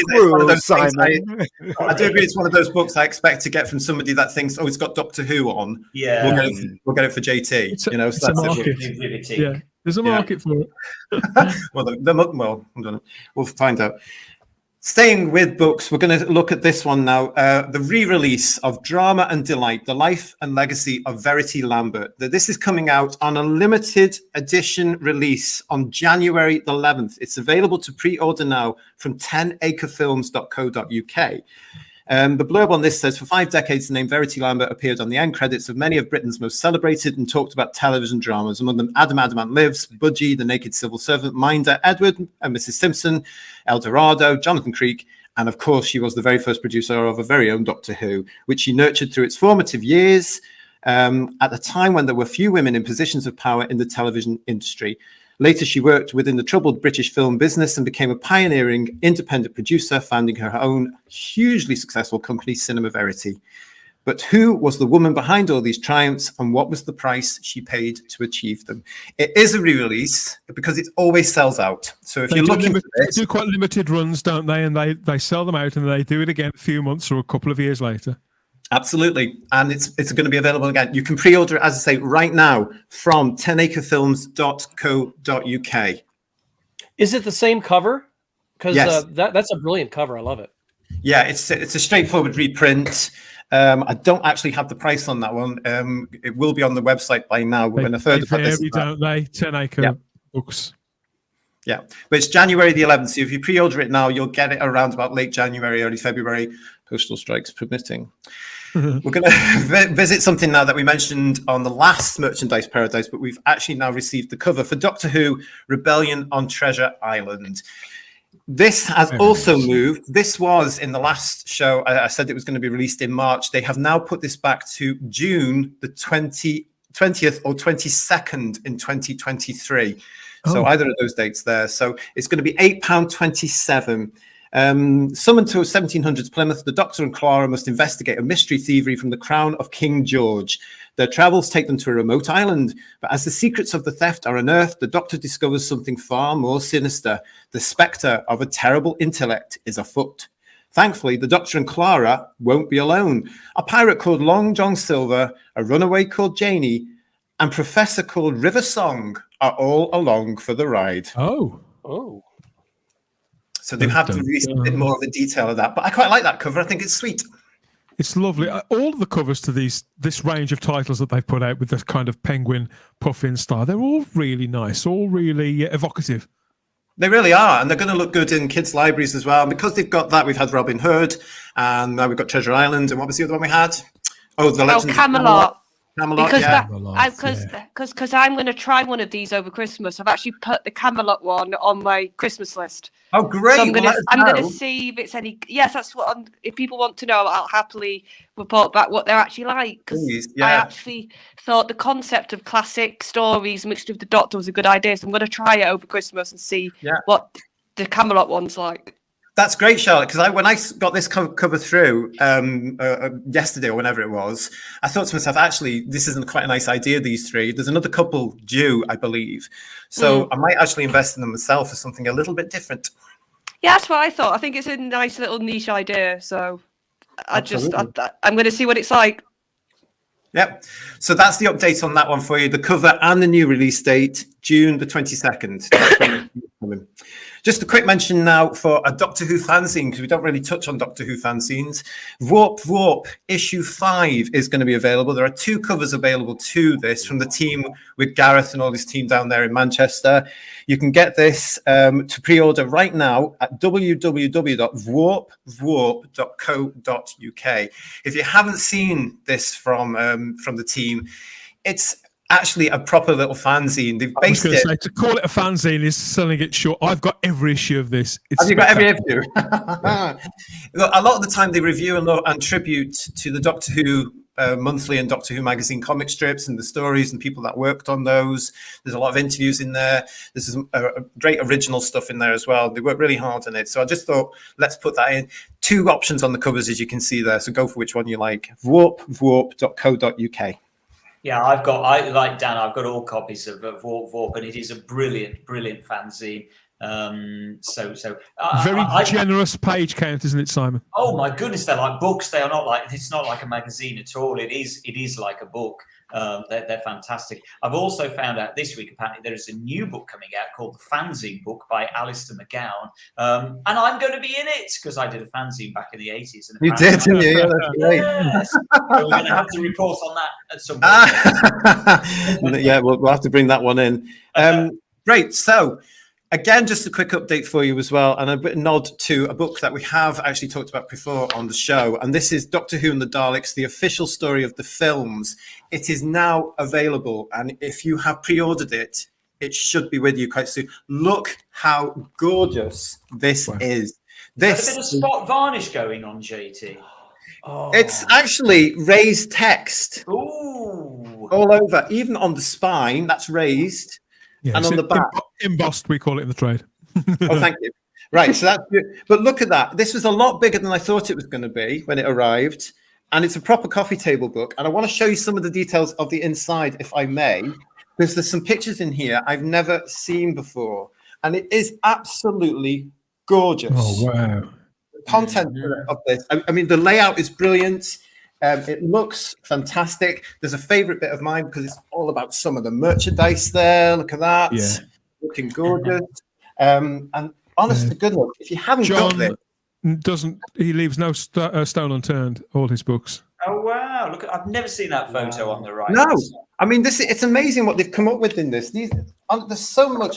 And I haven't even started reading it properly yet. There are some fantastic pictures. Can you see this concept picture? Oh, wow. Yeah. Look, that's William Hartnell's Doctor there. Can you see that? Yeah. With the Tardis. Brilliant. Yeah. And it's just stunning. And then they've got some of the pictures of how it was presented over the years. That's the VHS cover there. Yeah, I remember that old VHS cover on Thorn EMI. Yeah. £100 to buy that was back in the day. Oh, EMI. Bloody hell. That's going back a bit, isn't it? Wow. It really is. So this is the book that covers, of course, both films. And is the making of, and it looks really in depth. Do you know what, JT? What surprised me is that's one of those books that I don't think any of us ever thought would ever get written. Who would write a book that impressive and that comprehensive about 2 60s films? It's been delayed a couple of times this year as well, hasn't it? I wasn't even sure when it was coming out, but it's good to see that it's finally there. It's finally out. Yeah, there's a recommended price of this, which I think was £35. £35. I think it is £35. Yeah, £35 it is there. You can get this from titanbooks.com, Forbidden Planet, The Who Shop, Galaxy 4, Who NA, and of course Amazon. And I just want to say, because John might be watching this at some point, because he said he would. I love it so far. Absolutely fantastic. Well done to you and your team. Brilliant book. Highly recommended. My copy is due tomorrow, apparently, so I'm really looking forward to getting that. I've had that on pre-order for months. Can't wait. And we'll have to have a little chat about it, I think, after Christmas. Yes, John, we've got, he's been promising to come and talk to us, but we weren't sure when the book was coming out. He reminded me that the other day. Right, so that's brilliant. Well done, John. Thank you very much. Congratulations to everybody who's been on the now several times a year hunt around the B&Ms of the United Kingdom looking for the character options figures that have just got through. I have to say that the last wave seemed to do very well. A lot of shops were reported to have got them all, so that's brilliant. But on the recent Doctor Who Day the other week there, on the 23rd of November, character actually announced this. This is an exclusive to their online site, which is www.character-online.com. And this is the regeneration set. It's an exclusive with, well, it's available for pre-order right now. And obviously, as you can see there, it's the 13th Doctor. Now, this confused me because I haven't seen this. From the Power of the Doctor, and she seems to be dressed as loads of other Doctors. So if you've seen the episode, you'll know what that means. I don't. And You're then not it's missing got much. Sorry? You're not missing much. No. Well, it's there. And then you've got the first 14th Doctor action figure in that as well. So these regeneration sets aren't new. Of course, they have been around a little while before. They did the 9th into 10th. As you can see that. Oh, where are you? Yep, Yeah. And then they did a 11th version in the 10th costume. And then, of course, they did that version, which was the 11th version with the 12th Doctor's head in there. Which you can see. Oh, yes, I didn't get that one, but I've got the others, yeah. Yeah.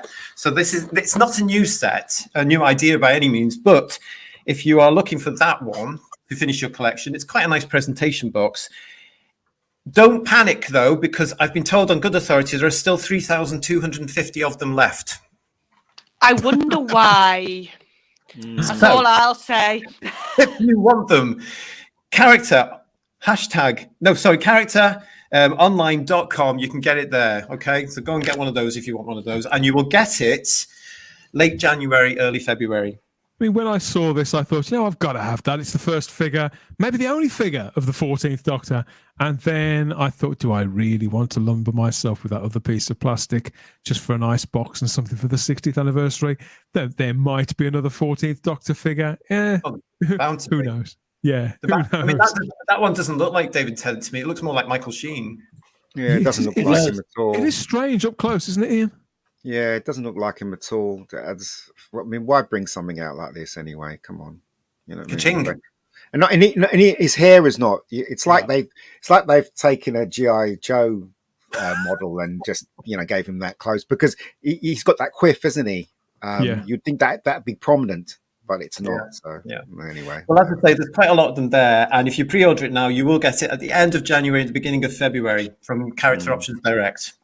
Okay, now we're going to go on to something that I hope Ian will like and appreciate because it's T-shirt time. Yay! Now, do you remember we have also we presented before the Target hardback Doctor Who book, Doctor Who and the Daleks, that came out recently, which was illustrated by Robert Hack? Well, Mr. Hack has done a T-shirt, and this is called Blink. Oh, okay. Let's have a look. Graphics. All right, it's all on there. Blink is on the right-hand side there. It features artwork by Robert Hack, as I'm saying, and basically what that says is it's showing Sally Sparrow finding herself surrounded by the weeping angels as she attempts to solve the mystery of the old house. Okay? Yeah. Robert Hack is a long-established comic artist, and he's done a lot of these sort of parody covers, not just of Doctor Who titles, but particularly, I think he's been a Doctor Who fan for a long, long time, and so some of them he's done just for his own pleasure. Yeah. But it's nice to see it on a T-shirt. It does quite good. Yeah, it's lovely. Good. For the Earthshock one, you've got the Earthshock Cyberman. This is by Ryan Hughes. And obviously it's paying homage to the 1982 story Earthshock. And this is the Cyberman that was frozen in the doorway on the freighter. Love that. That's always one of my favourite bits of Earthshock, that frozen Cyberman, and I love that T-shirt. That's cool because most people won't have a clue why is that. Why is there only half a Cyberman on there? You've got to have seen Earthshock to get that. Love it. And the other picture you've got there is Time Lord Victorious from that thing that none of us saw. Or got that? Very, very vaguely remember that. Yeah. A fine idea in principle that completely caved in under itself, didn't it? But and you never know if the next version of the series is huge and they try something like it again, it might actually work because we might all be invested. But that one didn't. But you can now get a Time Lord Victorious T-shirt. On top of that, we've also that again is done by Ryan Hughes. Those last couple of days, he has also done these next few graphics, please. Graphics. The Day of the Doctor obviously celebrates the 50th anniversary, which is nearly 10 years ago. people, just to put that in. And this colourful design captures the moment when the Daleks and their ship attack the city on Gallifrey, as all 13 Doctors unite to save Gallifrey while the Daleks destroy themselves in the crossfire. It's quite a retro design, actually. I quite like that. Yeah, I like it I too. love it. I think that's super. I mean, I didn't like Day of the Doctor at all, but I love that design. I think it's superb. Don't you think it sort of suits the films? It's got that sort of, I can't know, remember the films. to be 60s honest, vibe. so- It's got a 60s yeah, vibe. yeah, it has. I quite like that one. And then you've also got there, of course, Tomb of the Cybermen, which is paying homage to the Patrick Troughton classic, of course. So that's up there. very cool. And that's got a distinctive logo of the Cybermen from the tomb, surrounded by alien symbols against a stylish black background. Very Now, I do have chic. to point out. Oh, sorry. Yeah, I have to point out at this point that all these T-shirts are available with our friends at the Who Shop and exclusive to the Who Shop. They are $24.99 each. So if you want these T-shirts, you can get them and order them now because they're coming into stock right now from the Who Shop. See, go and have a word with Alex and tell her that Type 40 and Merchandise Paradise sent you. Yeah. Yeah, she'd love that. It'd be great. Another exclusive and the final for this Merchandise Paradise for this edition is this. This is iconic. You're going to love this, Spacebookers, because what do you think of with the Sixth Doctor apart from his cat? I am the cat who walks by himself and all places are alike to me, Colin Baker misquoted slightly on his debut in 1984 on Blue Peter. And that's when he introduced this particular cat badge. If you are interested in this, this is an officially licensed Sixth Doctor's cat badge, again, from the Who Shop. It's $29.99 and available now. That's lovely. I know he had several cat badges throughout season 22 in particular, didn't he? I never really liked any of them apart from this one. Well, it was his original one, that wasn't it? Yeah, and I remember these were available. Somebody did these as a sort of fan-made thing way back in the 80s, in the mid-80s when Colin was in the role. I don't remember them ever doing an official one. So yeah, good to see that. Yep. Very cool. So there you go. There's some updates for you. There's some stuff that takes us right into the 60th anniversary year from all the licensees that have got stuff now. Hopefully we'll have a lot more of that for you. That's it for Merchandise Paradise for 2022. Let's see what 2023's got in store with us. Hopefully a lot more coming for the end of the year as well. Don't forget to like and subscribe. Thank you for watching. Leave us a comment about what you think about some of the comments there, some of the merchandise there. And we'll see you on Merchandise Paradise again very soon. Thanks for watching. Very, very excited. Thanks for putting all that together for us, JT.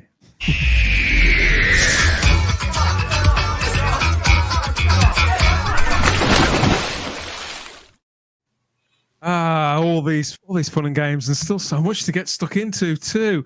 But there's only so much excitement I think any of us can take in one stretch. It's a little bit like Christmas morning, isn't it? Where the fun times keep on coming. It's enough to send some of us of a certain age, Simon. It's enough to send some What are you saying? What are you saying? Maybe we need to go and stand somewhere, or maybe even sit, girls, and feel. Oh, just get on with it, Dan. Just Thank get on you. with it. Waffle on this bit. And feel that most unforgiving of drafts from up you know where. So here's You never got this on TVAM. no. Here's some golden moments of a different kind with the Type 40 live ad break. We'll be back with more Wee Doctor time. Who talk for you in a couple of minutes. Don't go anywhere. Well, unless you do need one. We quite understand.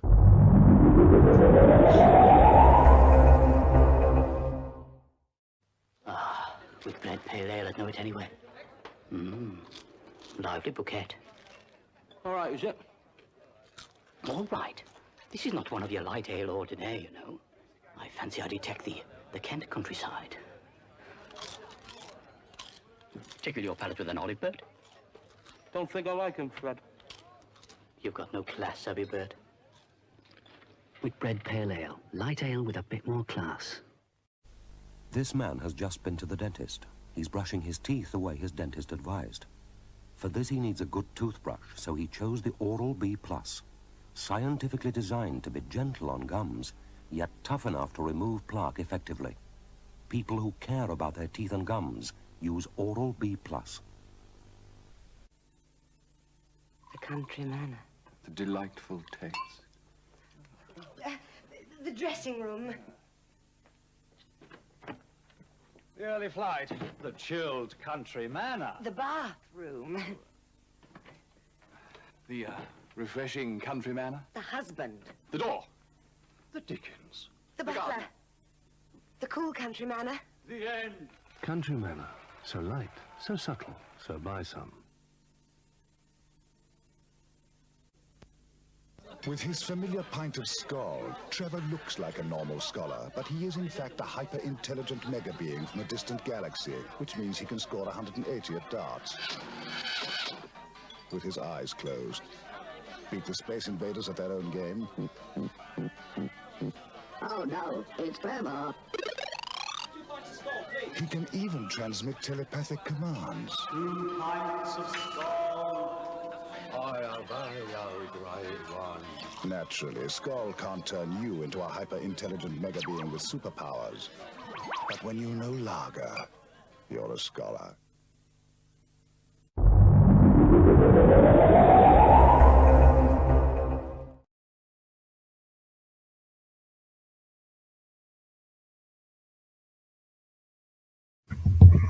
Welcome back to Type 40 Live here on the Spacebook channel. More Doctor Who stuff to get into, see what everybody's talking about this week. Before the TARDIS got leaked, it started with the publication with the publication of Doctor Who magazine number 585. You mentioned earlier on, JT, that not everybody can get this. It certainly hasn't arrived in my area yet. There's still distribution problems with the latest edition of the magazine. Heaven knows why. But in its pages came a lot of brand new information, courtesy of the returning showrunner, Russell T Davies. So obviously,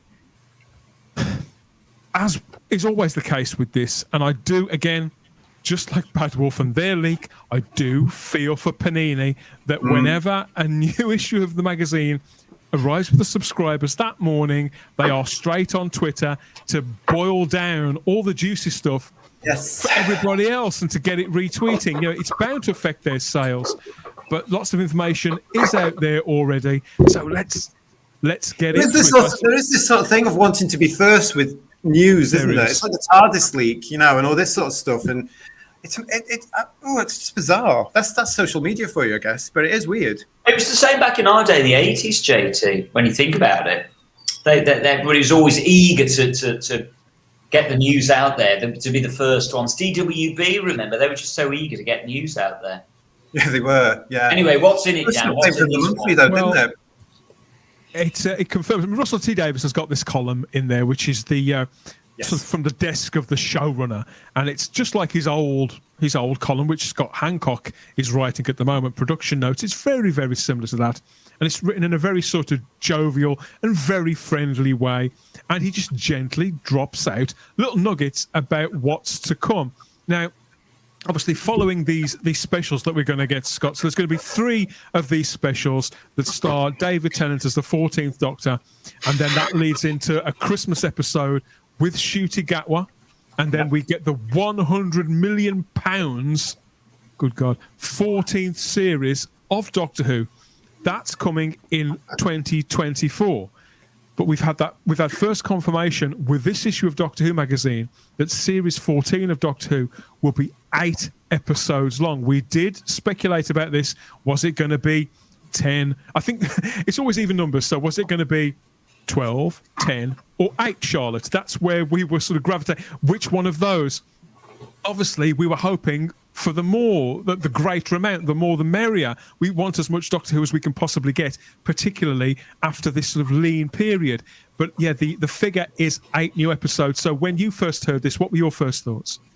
I was really not surprised. In my head, I was going between 8 to 10. I was like, if I'm being realistic, if I'm sort of putting my fan brain away and thinking, no, what does telly do now? What's the lay of the land nowadays? You don't get 13 episode runs of pretty much anything, I think, unless it's a soap. But I think, honestly, if it means that the story is really laser focused and really boiled down and we don't get fluff, I think it's better. I honestly think less with the higher minute count. I think actually it's the better way to do it, if I'm being honest. That's a good point, because we don't know how long these episodes are going to be yet, do we? I mean, I remember that when they dropped from 13 down to 12, when Capaldi, that was when Capaldi took over, the episodes went up from being around 42 minutes to around 47. And to be fair, that did make all the difference in viewing the episodes, I think, Ian. Giving each episode that extra 4 or 5 minutes gave it a little bit more time to breathe. So if these are coming in, potentially they could come in at 50, 55 minutes, like The Mandalorian. What do you think? I think it's going to be great. I can't wait to see David Tennant again, to tell you the truth, as the Doctor, because we've had such a dry patch without Doctor Who recently. In fact, a long dry patch. So I'm looking forward to seeing David Tennant, if it's 8 episodes, because he's working a lot, on other stuff. The 8 episode run is for Ncuti Gatwa. That's series 14. Yeah, David gets 3. Yeah. He gets 3 hours. Oh, I got confused. 60th anniversary is 3 1-hour specials. Yeah. And then the Christmas Day 2024 is episode 1 for Ncuti. Oh, so he's got 8 episodes. 2023 is Christmas Day 2023, episode 1 for Ncuti, and then the rest of his stories. 8 episodes? It should be more. I must be honest, I am really, really surprised at 8 episodes. For all of the kind of triumphant return to form that we're kind of talking about and anticipating, 8 episodes feels like so shortchanged. Yeah. I am stunned for all of the furore that is around this new, as I say, this new restart of the show. 8 episodes. I'm just amazed at it. It just doesn't seem worth getting that excited over 8 episodes. Simon, I honestly think some of this is because we're not just going to get the main show. We're going to get a lot of other stuff. And I don't think we care about other stuff. I think we care about the main show. And we have this quote. We have this quote from Russell T Davies here, Simon, and he says, "Okay, that's fewer episodes than the last full season, but give us time. We have plans, and that's a promise." Now, the way I see it, we're getting. This is from his Instagram. So the way I see it is that we're getting these 8 episodes, but we're directly before that we're getting a Christmas special. So that's 9. Directly before that, a few weeks, literally a few weeks before that, we're getting another 3. So we're actually getting, over the space of, say, a 6-month period, we're actually getting 12 episodes. Well, not really. I don't think you can really look at it. We're getting 3 episodes next year. That's it. That's been and done. Then in 2024, we're getting 8 episodes. So I don't look at it like that. I look at we're getting 3 episodes next year, and that's it. Because isn't it the case though that this is a brand new production? It may still be called Doctor Who, but it is a brand new production that's been set up. They've clearly got big ambitions for it. And I know there's been a gap in between. For example, they finished shooting the Tennant specials. They finished shooting them around late August, early September, and they've just started shooting again. So there's obviously it hasn't been one long chunk of blocks with a short gap. They've had 2 or 3 months to. Well, it was for Ncuti to finish on Sex Education, wasn't it? But I view it very similar as to those. They're starting off with a kind of split season like we used to get, but it seems to me they're feeding us as much new Doctor Who as soon as they can finish it within reason to get it on our screen. Yeah, I'm inclined to agree with you, Dan. And Charlotte, I'm quite excited about this. I don't care. More, Simon, I'd like more. Of course I would, but I think this is quite reasonable. From my point of view, 8 is quite manageable to watch because that's 8 hours. 10 after 10 now, I'm starting to get a bit sort of, I've done this, And I noticed that some of the Netflix stuff now is only 8 episodes as well. But yeah, I look at it in the fact that in November you get the 3 episodes. Then in December, you get 1 episode. And then in March 2024 starts the 8 run. And then we still don't know what else is going to be. But I reckon from what Russell said there, also they're coming off the back of the most unpopular era of the show ever. Let's face it. They might be a little bit cautious, even though there's got lots of money and there's lots of power behind it. I honestly don't think it's anything to do with that. I think it's simple logistics. How much can they get? They can't deny it, though. How much can they get through the machine, ready and finished and marketable in a saleable chunk for a global audience as quickly as possible. And 8 is a nice, tidy figure. I expect, and you can quote me on this in a couple of years' time. I know people sometimes do. I expect series 15 to be at the minimum to be 10 episodes. In fact, I would expect that probably to be 11 or maybe 12 with specials. So I think that the only reason why this is shorter is because more's coming. I appreciate what you're saying, Charlotte, about the spin-offs, and we know they have ambitions to make more. We categorically, that's cast iron, something we know. But I think that really is. Any speculation you see about that is having no effect on this. That's my feeling is that is having no effect on this at all. I think Russell is starting with step 1, and then step 2, and then step 3, and then eventually it'll branch out once the method of delivery is more like a well-oiled machine. He went on to say after that, he said, it takes a while to get the empire in shape, but that's a serious plan. Annual Doctor Who, no gap years, lots of content, on and on. The no gap years in particular, in my opinion, Charlotte, not having any gap years is far more important than trying to stretch it and guarantee 10 or 12.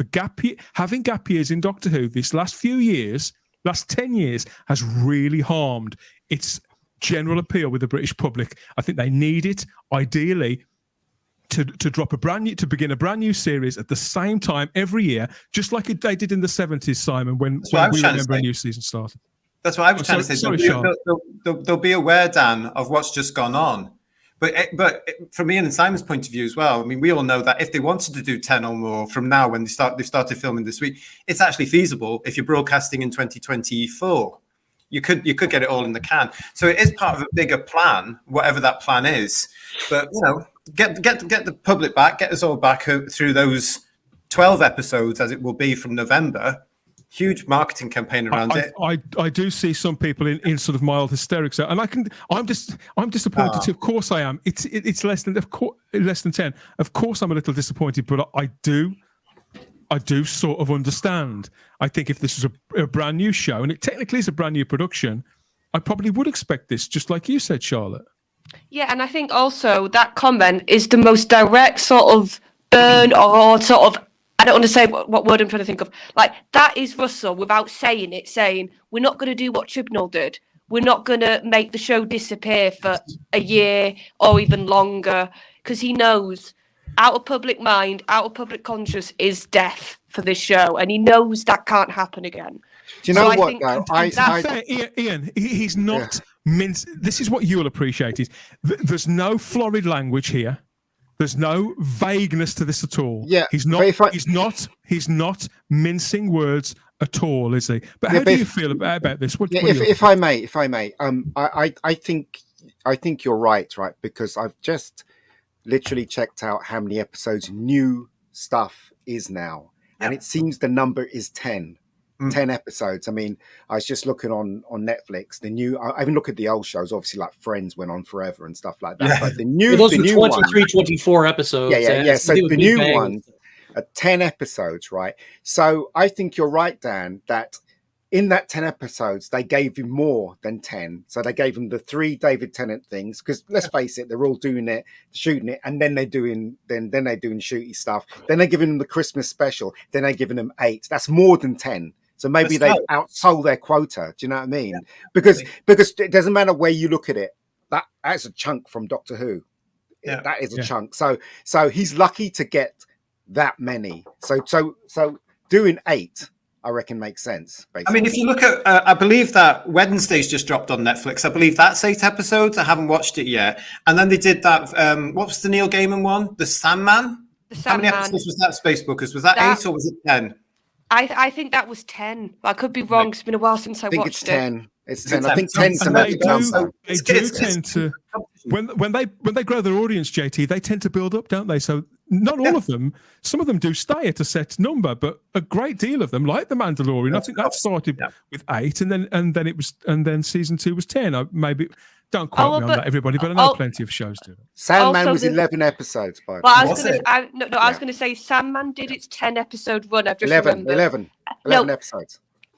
But what I was going to say, they did an extra episode. They dropped something after the series had finished as like, here's something a bit extra. It had Rory in it, and it was very good. Yes, David, yes, there's a voice. The unfortunate thing about this is that because we live in an era of constant commentary and speculation, and obviously everybody's got a platform, everybody can voice whatever, is that some ridiculous things get picked up and run with. Atom Mirabalis is in the live chat and said, so is Ncuti having a short run as the Doctor? I've seen 16th Doctor rumours running around lately. Absolute nonsense. Yeah, good to see you here. Good to see you here, Atom. But no, absolute nonsense. Don't listen to any of that stuff. There's no reason to suspect. In fact, it makes sense. We've heard that he signed a 3-year deal. Just because it's 8 doesn't mean it's going to be a short one. What you're saying makes sense because, as I said, you have to look at it as a block. They've given him more episodes than they normally give big shows, right? Yes. So they've given him what, 8, 9, 10, 11, I guess 12 episodes. So he's outstayed his quota. So the 8 makes sense to me personally. Sorry, Charlotte. I was going to say, at the end of the day, I understand, like I said, in my fan mind, I was like, oh, I would have loved more. But do we not just want quality? Do we not just want to make sure that he gets his set run of episodes and it's the enough time and everything put into it that they're the best episodes? And that's what I honestly think is more important. Everything's been planned by Russell. I mean, he's originated this whole new look for the show, this whole broadcasting, how it's going to be, the platform, whatever. It's all come from him over what he's observed and what he's wanted to do. They're not going to invest the incredible amount of money they've just invested this for 8 episodes a year. I think, the case is, the bigger picture is they're doing what they need to do now. Let's get it out there, get the reaction going and build. They've got a lot of work to do. I find it really quite exciting what's going to happen. It is the 3rd iteration of Doctor Who. We've had classic Doctor Who, new Doctor Who, and now it's all new Doctor Who. All bets are kind of off. Everything is literally new. Everything's to play for. And I think a lot of our preconceived ideas and the things we've been used to are sort of got to go out the window a little bit, Scott. Absolutely. I mean, what do you think about this 8 episodes? I mean, it's not that unusual, is it, in 2022? Well, Simon Ashley definitely hits it on the head here, especially with the show budget that they've gotten now. I think they are definitely going for quality, not quantity. It's not that. They've making more episodes than what is given to shows today. It's got nothing to do with quality, or it doesn't got nothing to do with shrinking his thing down. He's doing more episodes, more than the quota. But it just so happens that Ncuti's run is only 8 episodes plus the Christmas special within that quota. I think the production company itself is getting its sea legs. So, and that's where they're getting up and running, because like you said, you got the 3 10th episodes, and is the Christmas special then, would that not be the 4th? That would be within the segment of so basically, and then you have the 8 beyond that, and then is there a Christmas special at the end of that one then? So there is. In fact, Russell is writing it right now. We've got a quote from him here again from Doctor Who magazine. He says, "For the first time ever, I'm writing a Christmas special at Christmas. And this isn't for next year. No, the 2023 script has been long since signed off. The new one is end of year 2024. So they're using this time to get ahead, as I say, to get the machine up and running and well oiled. I mean, to me, I agree with what you said, Charlotte. I think quality is far more important than anything else. Quality, but secondarily to re-establishing Doctor Who as a fixture, if not of schedules, because we know that schedules, that's changing, the nature of that is changing, but to reinstall it in people's lives as a regular thing that they can look forward to, that consistency of delivering every single year is really, really important. What do you think, Simon? Well, as I say, I am surprised at the shortness of the season. I'm not disappointed. I don't want anybody to misunderstand me. I'm not annoyed about this. My take on all of this, as I've said all along, is let's just see the quality of it first, and then we'll decide whether we actually want more than 8 episodes. We'll soon know whether our faith has been placed You know what? well. Yeah. When you think back to something like Flux, flipping heck, I don't even know how many episodes that was, but there was far too many of those. So It was agonising. Yeah, so we could be thinking the same with this. It felt like there was 15 of them, Simon. it seemed to go on forever. So we don't know. So as I'm not disappointed by the fact that it's 8, I'm just surprised that it doesn't feel that big. I don't feel like they're hitting the ground running with only 8 episodes. But like we say, Charlotte's quite correct. When you look back on some of those early seasons where there were 13, if you were to take out the rubbish episodes, and let's be honest, there were always about 3 or 4 rubbish episodes. Take those out. Yeah, sorry, there were. Well, that's a good point, Simon, because we don't actually know. We don't actually know. I mean, it looks like Russell's writing every single episode. It's possible. That's a lot of work.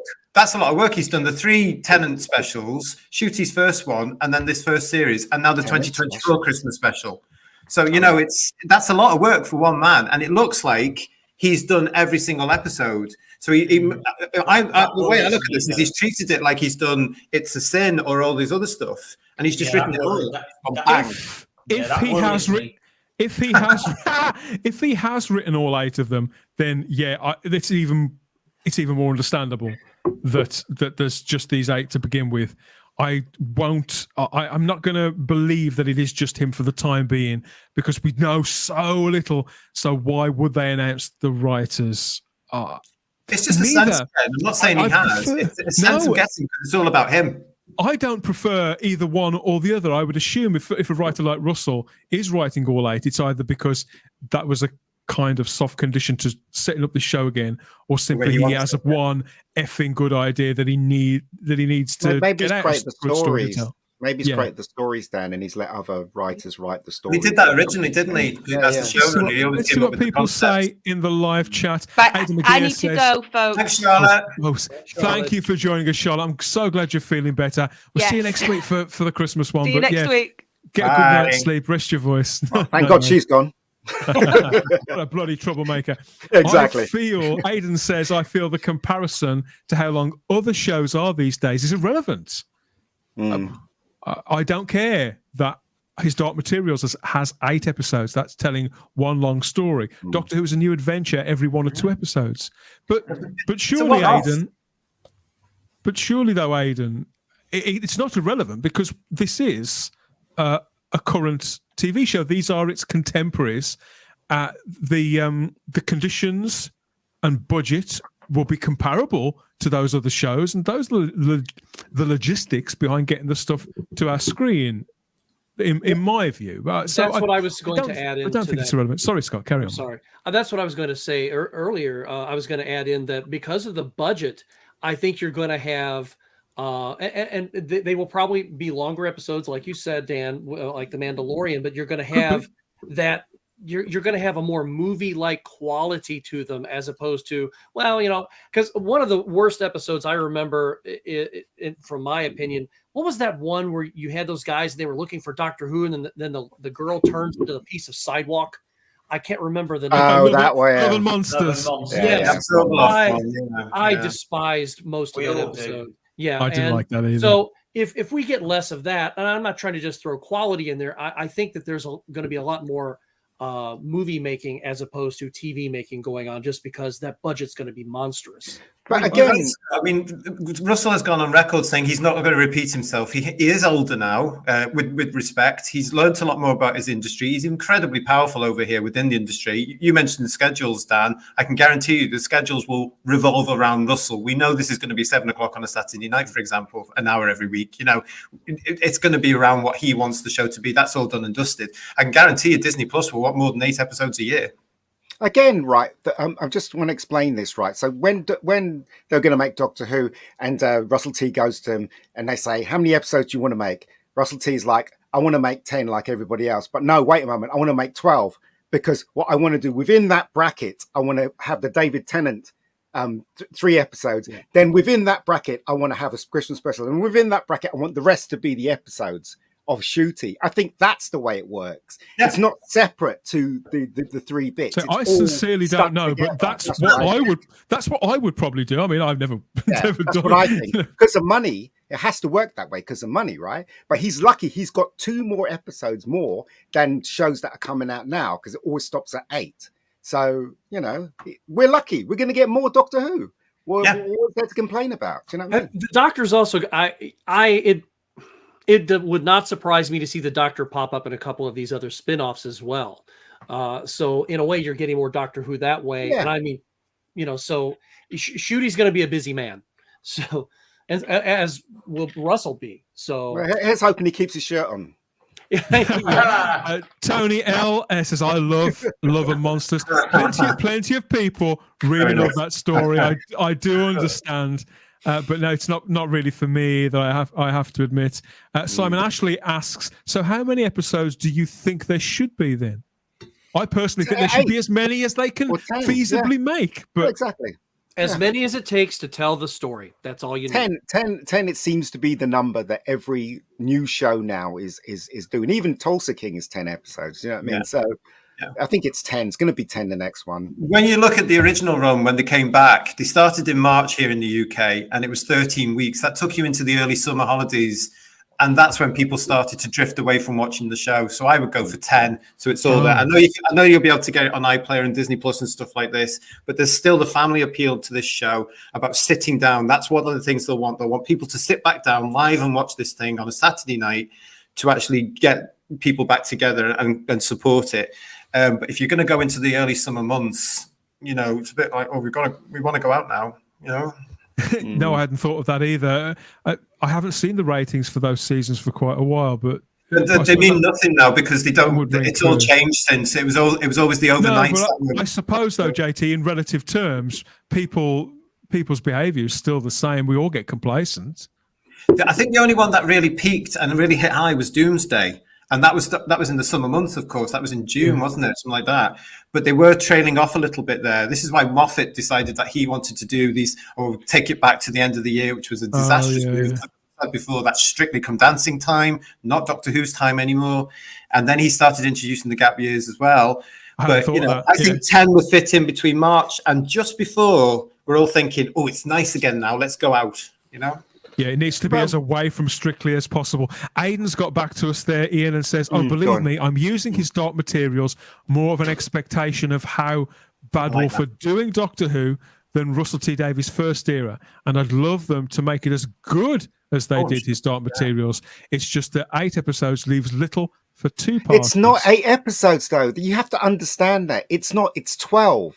It's spread out. It's basically 12 episodes of Doctor Who we're getting. No, but within that 12, they've included The Tenant, the 3 episodes, the Christmas special, and the rest. I suppose the Tenant stuff is a 3-parter. Sorry, Simon. Yeah. I'm not buying this at all. No, there's 3 episodes next year that are David Tennant for the 60th. Done. That's you know how it works, Simon, on TV. They're never going to give him separately 3 episodes. No, but they're going to give him a chunk. They're going to give him a chunk. As we keep on saying through all of this, it doesn't matter what he's doing. It matters what the public think. And from the public's point of view, there are 3 David Tennant episodes, and then next year, I know. and then done. And then there's I know. going to be a 3-4 month gap, and then Ncuti will start. Yeah, I know. Well, that's why I reckon he'll write in the cliffhangers. I think at the end of the 3rd episode for Tennant, there'll be a regeneration. That'll bring people back to the first story on the Christmas Day one, because I guarantee you the British public will sit down on Christmas night and watch Doctor Who. That gap, JT. That's just 4 weeks they'll have because I did think that they were probably going to strip those 3 David Tennant episodes over 1 week. Now I don't think they're going to do that. I think they will. I think it will be on consecutive Saturdays. I don't think it'll all be on in 1 week. Well, the 23rd of November isn't a Saturday, is it? That's true. I you know what? I don't know if they'll even be that bothered about it being on the actual date. I still think we're going to get event television, the 3 episodes in 1 week. I do hear that Children in Need is going to be on in that week as well. So there's that link as well. But I think they'll do a big press thing, bang, bang, bang, bang, and then say, right, and here's your Christmas Day one with the usual trailer and stuff like that. That's how I think. It's all about the public on that one. Not And you us. have to remember I suppose the that- gap between the final Tenant special and the Christmas one, it's just going to be 4 or 5 weeks. That's next to nothing. The Christmas special will end as they used to, with a trailer for what they're going to get, probably around late February, March. Hopefully, I don't know when Easter falls that year. Sorry, Ian, go on. No, I was just saying, just to reiterate to Simon, you have to remember when it comes to a business, they have to do the turn of the tax year and have to get things ready before that and stuff like that. So that's what I'm saying. I think they looked at it as a block. It doesn't matter when they're showing it; they just looked at it as a block. I I don't know. That's exactly what they did, but it's probably as 8 I know. You're right there too. Also, hello to Vanessa. The 60th anniversary steelbook and DVD and Blu-ray will come out very quickly after the anniversary in November, and that'll be ready for the Christmas market. And then you'll get the Christmas episode, which will be ready for the new year. So there's the marketing that they'll bring in, as well as the inevitable Radio Times and Blue Peter appearances and all that.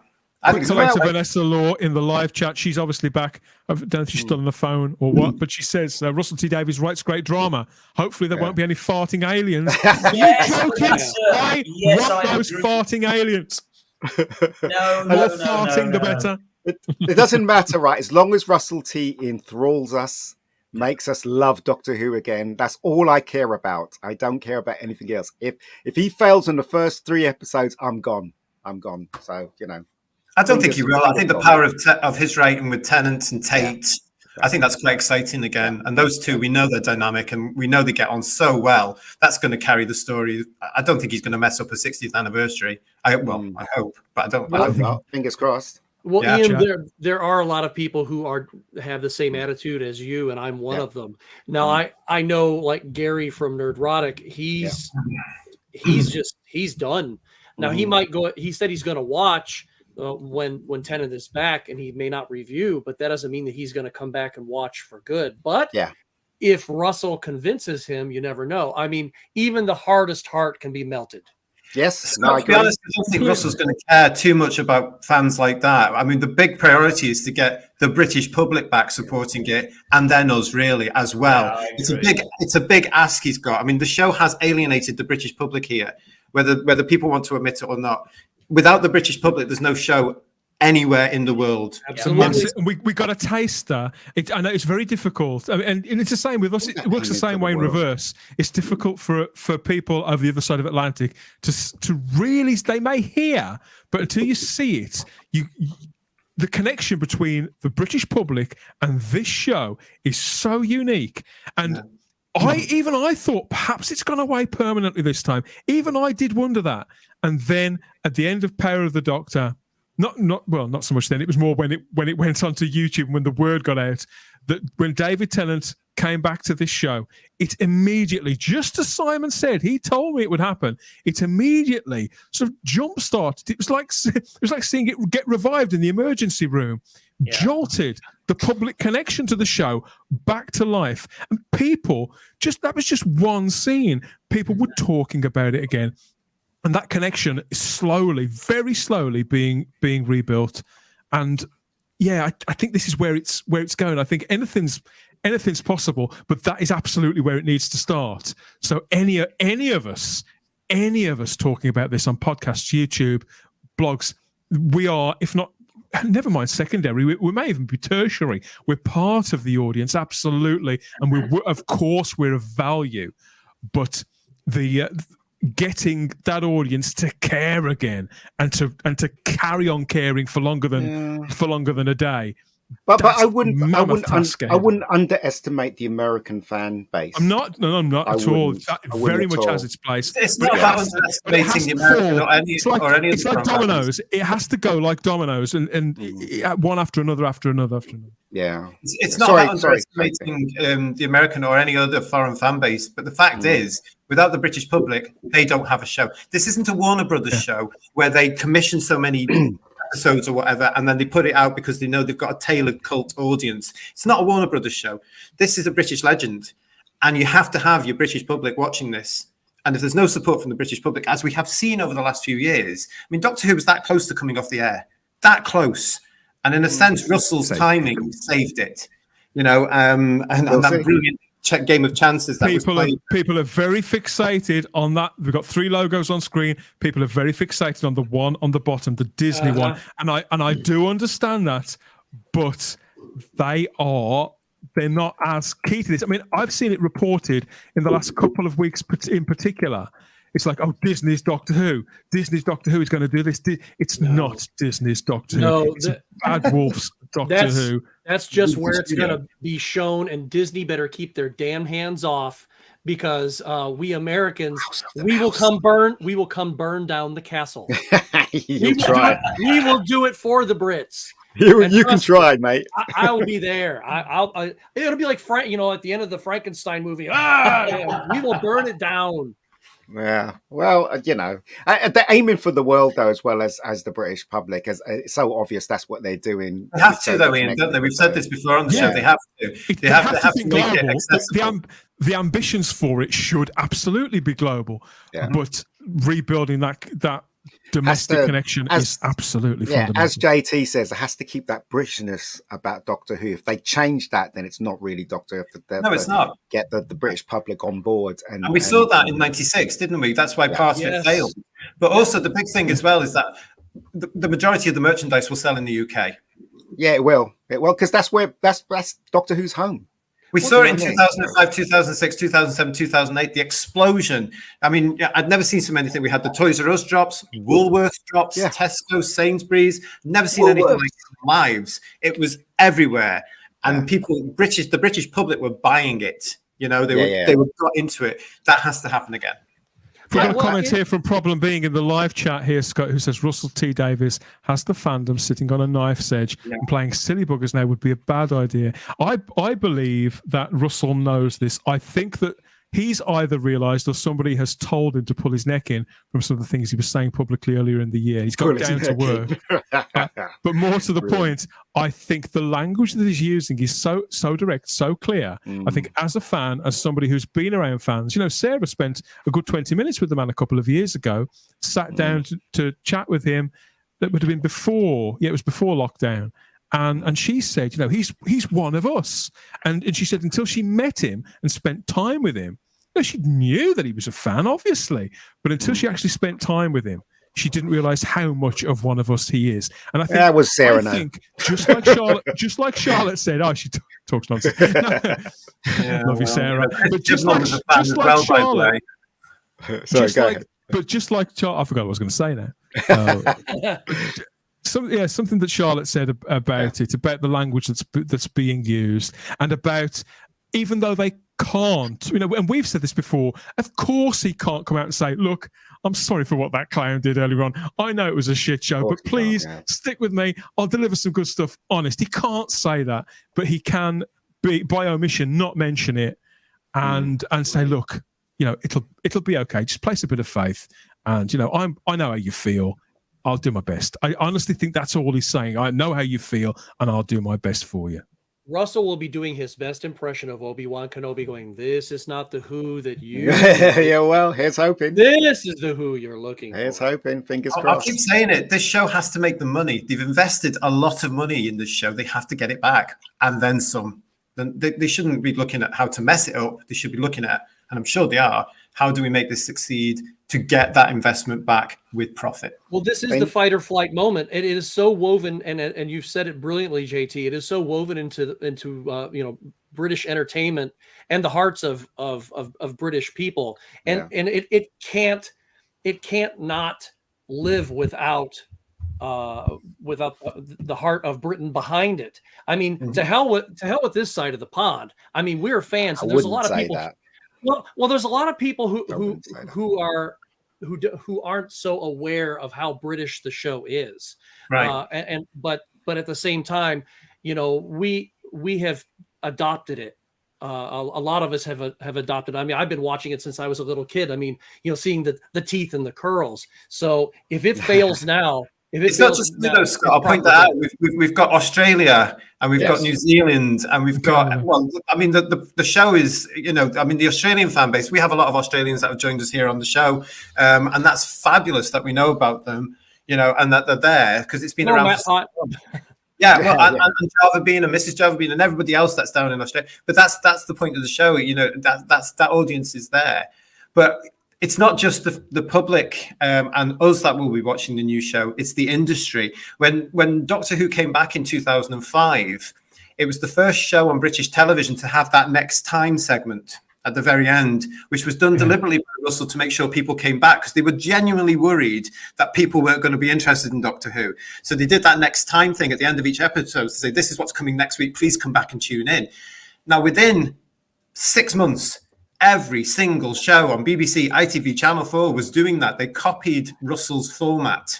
And they were all doing next time. Yeah, yeah. And that's still going to today. So the industry will be watching what Russell's going to pull out of the bag. Even Casualty does that now. Oh, they all do, because they suddenly realise that Russell had the right idea to say, well, the next episode, please come back and watch our next episode. Doesn't it look wonderful and marvellous and brilliant and fantastic? But the best thing that Russell did when he did do Doctor Who was to actually bring the general public who knew nothing about Doctor Who into this crazy world of Doctor Who. New people like Charlotte and you know they discovered Doctor Who through Chris Eccleston, and that was the beauty of what Russell T did. I'm hoping he can do that again, because there are lots of normies out there that know Doctor Who but don't know Doctor Who, so hopefully they'll be tuning in as well, and that's what I'm hoping for, to bring it back to life. You know we've got a comment here from Cliff Maxwell I just want to address. Anyone have any thoughts on the change of command at Disney almost immediately after the partnership announcement? Well, three months isn't immediately. In my view, Bob Chapek left, Bob Iger's back in. No effect whatsoever on Doctor Who. Just completely inconsequential, Cliff. That's how I feel about it. I don't know if anybody disagrees. No, I totally agree. The paperwork and the business aspects would have been done. It's not as if somebody at the top is going to have the direct say. They will have executives throughout the chain of command throughout the business. I don't think there's going to be any effect at all, so I wouldn't worry about anything. No. What else? We have Paul Murray. Doctor Who has always had a charmed life. It's lucky it survived to the 60th, as the Beeb have no idea what they have. Simon, that's so many times. So many times you've said that to me. And I still believe it. I still believe it. They still don't know what they've got. They don't. But I'll say it again. It's now the BBC have acted on that. It's no longer the BBC. It's BBC Studios with Bad Wolf Productions. They've done what that they have admitted. Oh, we've messed up. Let's give it to two independent production companies. BBC Studios is not the BBC. It's independent, and Bad Wolf is certainly not the BBC. So they've acted on that now. He's lying, says Richard Brooks. I don't know. Ian, I don't know who he is or what he's lying about, but it's lovely. You've got yet another bloody catchphrase. There you go. We've got a quote here from David Tennant. He's I don't know where this quote's from. Actually. I think he's been doing the rounds. He's promoting this new biopic he's in about. It's real life drama that he's starring in at the moment. It's heavy, it looks very, very heavy. I'm not even sure what it's about, but he has said about coming back as the Doctor. There's a slight precedent for that. Old doctors showing up for 5 minutes here and there, but to get a proper old run around in the Converse again was more than I ever dared imagine. So it was a treat from start to finish. And I do want to remind people out there, hello people on Facebook and YouTube, and people who still have their knickers slightly in a twist and maybe forgetting what's actually going on. This is the 60th anniversary of Doctor Who. And yes, it does start with David Tennant and Catherine Tate. They're very much leading this and doing most of the running around. But don't forget, amidst all that, this is the 60th anniversary. And David Tennant says, we filmed with a lot of other people on a closed set. You're nowhere near the whole story. I'm pretty sure that's right. Because I've heard rumours from people I know at the BBC of what the people that are going to be in it. So you know, I'm excited. And I've seen some of the things that said, you know, the 10th Doctor and the 14th Doctor are not the same. And that's I'm looking forward to seeing how David is going to, you know, portray that likeness, but the unlikeness of his new Doctor. Yeah. Well, part of it, of course, is times. explored in the Doctor Who magazine comic strip, of which part 2 is now there, and his only, obviously, as far as we're aware, encounter with the Daleks, and that's going to take us right up to November's issue next year. I do feel for the Australians watching. Hello, Stephanie Barrett, watching on YouTube, who says the outcry about the ABC losing Doctor Who was just as massive in Australia, which illustrates we've had an affection for it since it first started hearing it. Yeah. Since it first started airing here in the 60s. I do feel for the Australian audience who very much feel that its identity was tied to the ABC. But of course, the bigger picture is that this is the best outcome. This is the best future for Doctor Who. I hope that Australians who are still a little hurt by this, and you've got every right to be, I think they're the ones who've been shortchanged by this the most, because in my view, and this is no offence to Canadians or Australians or anybody else who loves Doctor Who, Stephanie's right.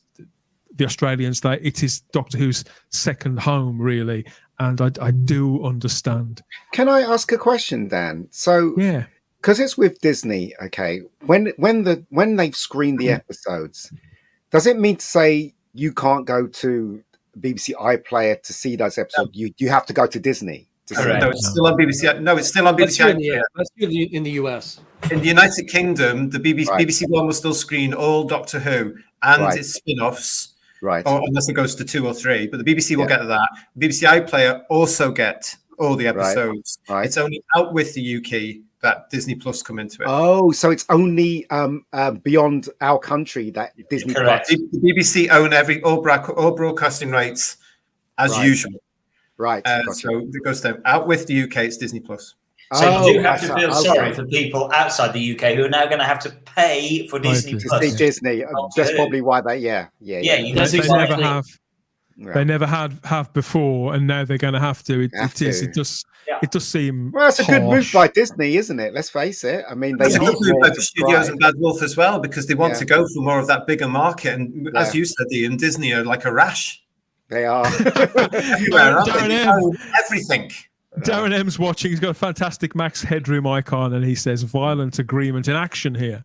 I would say double pump those brakes. Let's see what Russell T Davies will do. I hate when people say that. This is a discussion, right? It doesn't matter if we raise our voice or lower our voice, whatever. Yeah. It's not that we hate each other. It's just that we love talking about Doctor Who. So you calm your jets, mate. That's all I can say. Just I think he's violent agreement. He's agreeing with us. Oh, sorry, I take it back.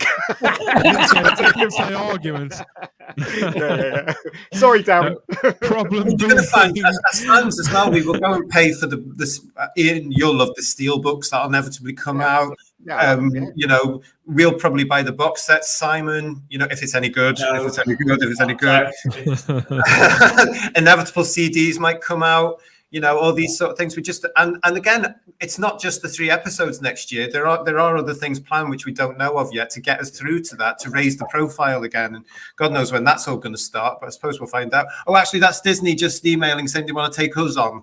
Yeah. Oh, great. Hey. Cheers, Bob.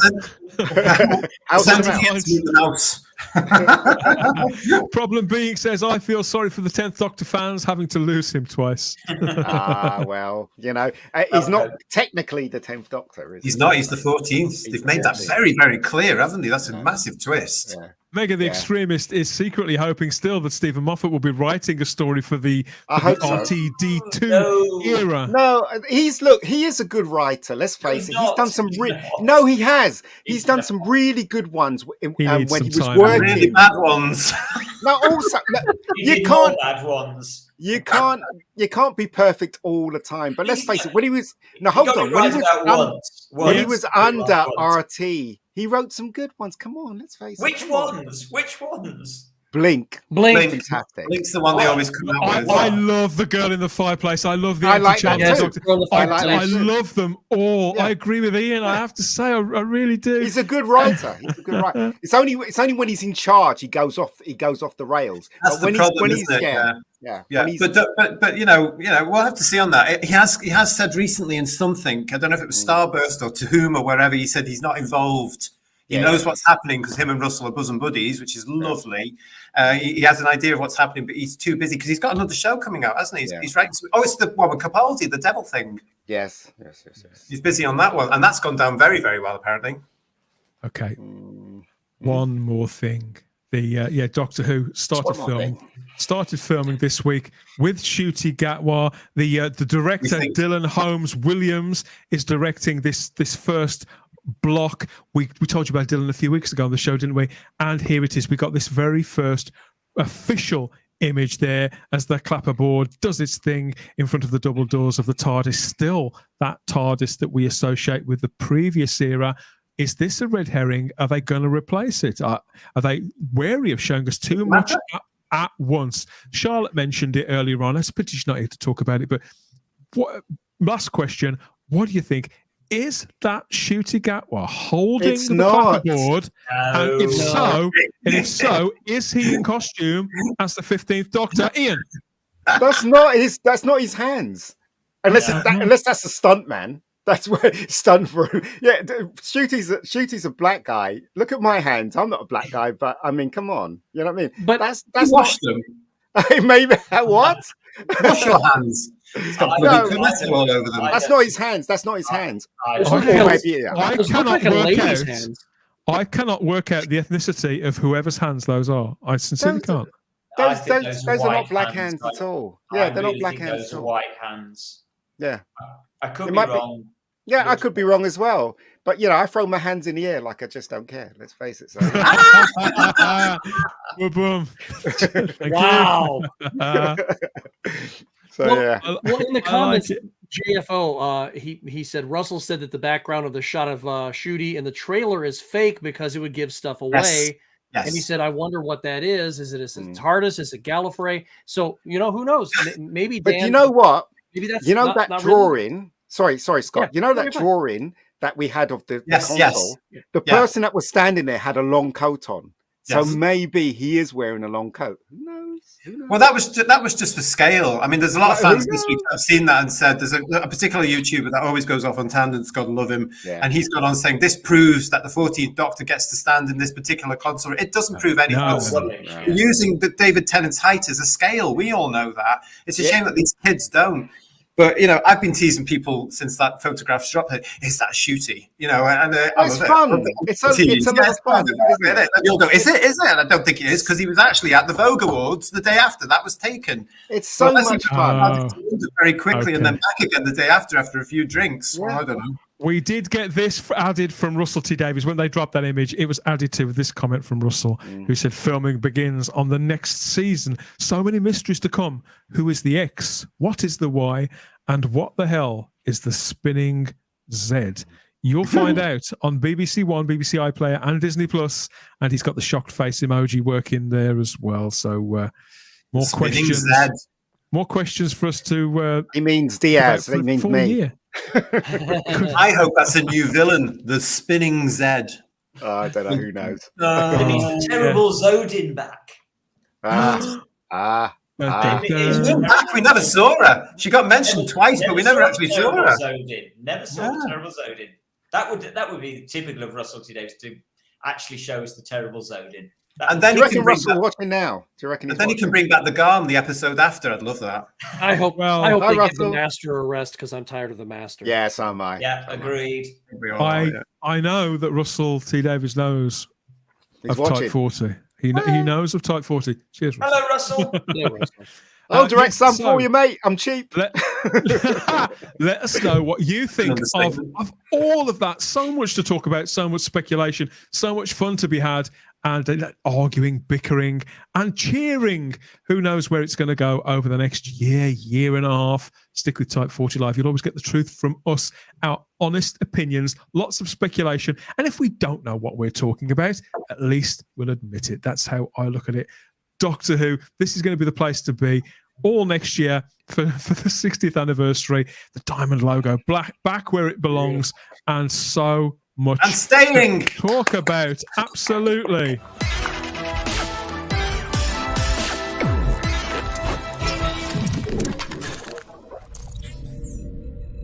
Greetings, I am K9.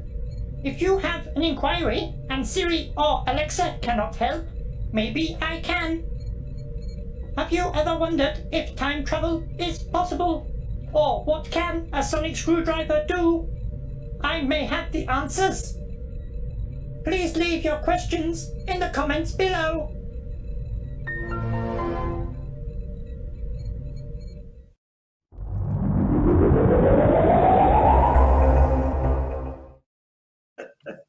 Hey! Love it. Love it. Thanks, K9. You tart. Yes, back with a couple of pretty pictures to round off this Type 40 Live extravaganza.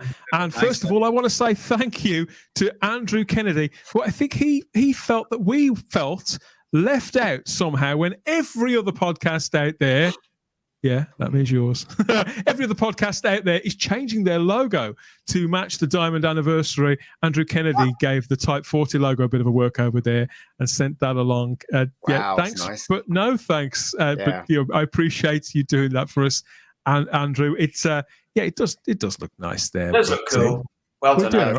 We're happy doing our own thing, but send in more fan art by all means. It's very nice for people to do that.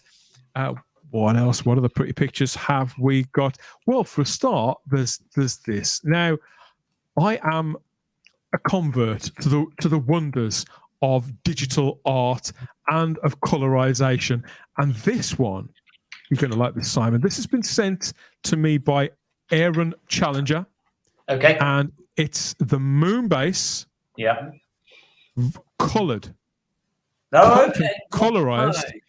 And the caption was, "What if classic Doctor Who was made in color?" And I just thought this was so moody. Yeah, I love that. So sensitively done.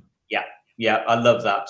It's very, very subtly done, but it's also very dramatic, because some of these colorizations you see and you kind of think, oh, they just haven't gone far enough. It's too subtle. That one just about hits the mark just perfectly, because that is how they would have done it in the 60s if they'd been making it in color. Yeah, no, you're right. I do see some that are too subtle, and then I see others where I think, oh no, they've gone too far. And I think this is right in the middle. It's it's somehow I'm not a big fan of the moon base, but it has atmosphere. Yeah, and this does tap into that, JT. Yeah, it does. I actually quite like the moon base, even though I'm aware only of the audio, but the audio gives me chills. I quite like that.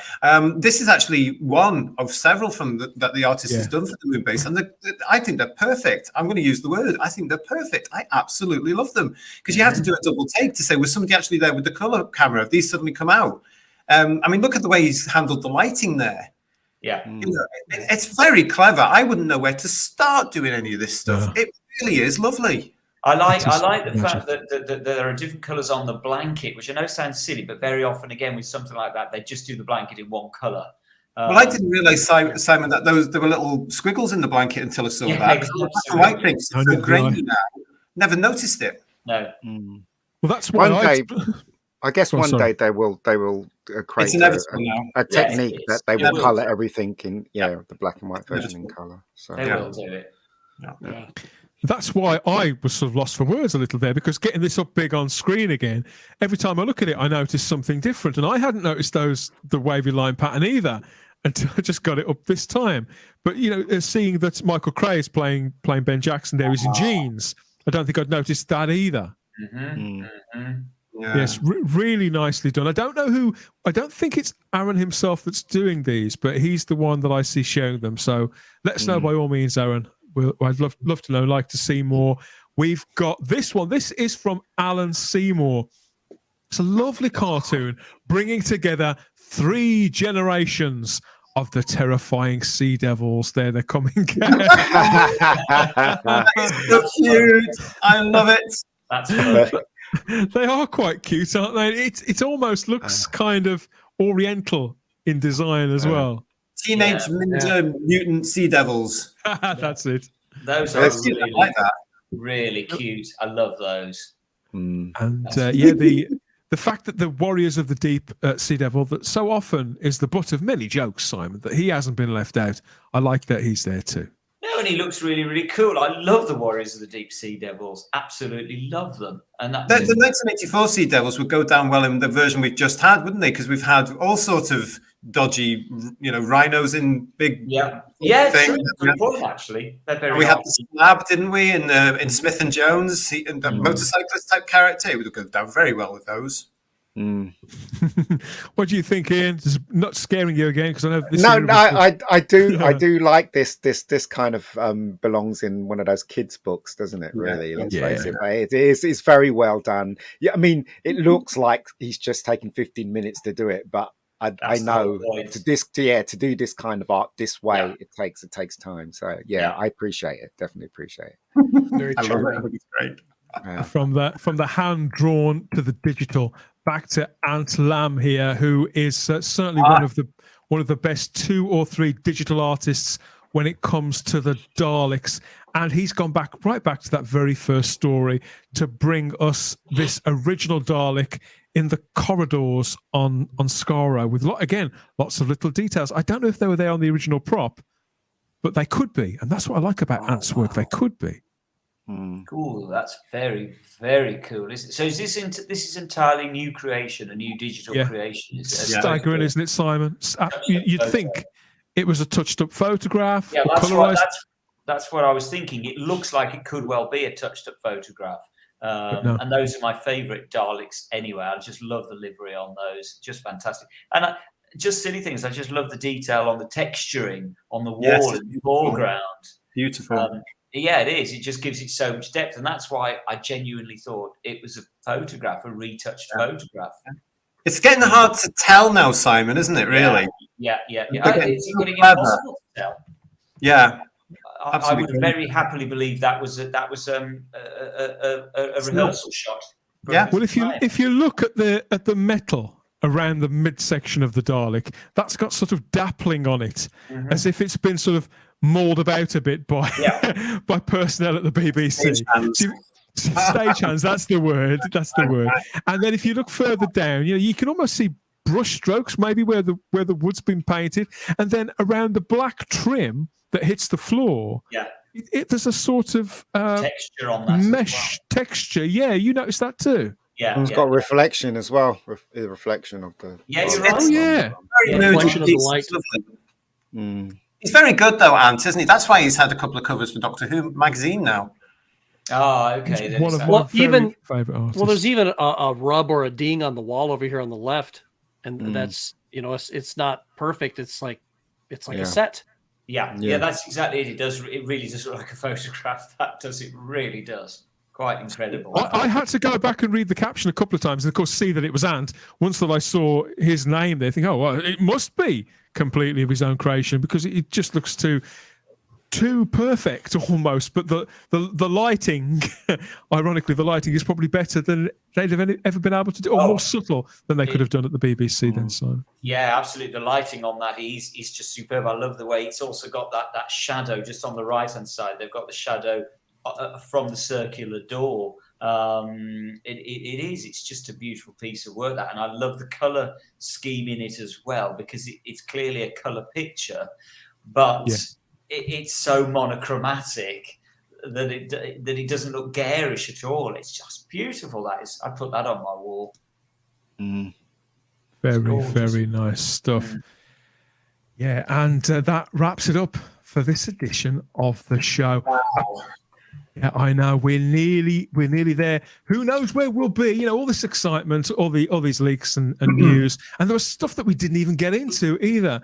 But there's a lot to feast on. And if where we are now seems incredible compared to where we were 12 months ago, imagine where we'll be 12 months from now. That's how I look at it.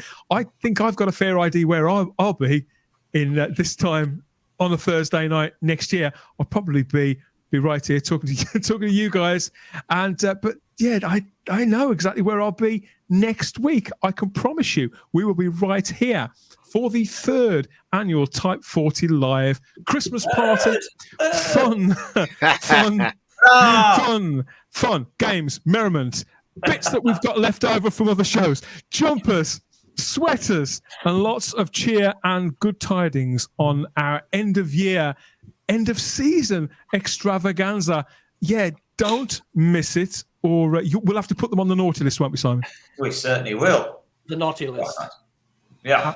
Absolutely. Get in touch with us. Let us know what you think of it all in the comments section. Of course, as always, all this talk about Series 14, about that new Tardis set, all the merchandise that we found on Merchandise Paradise. What's on your list? What's going to make your Christmas list? Or what have you got eyed up for next year? What are you going to pull the trigger on the old pre-orders? Let us know in the comments section, or get in touch with us through our social media, Instagram and Twitter, at Type40 Doctor Who. We're always there, always listening.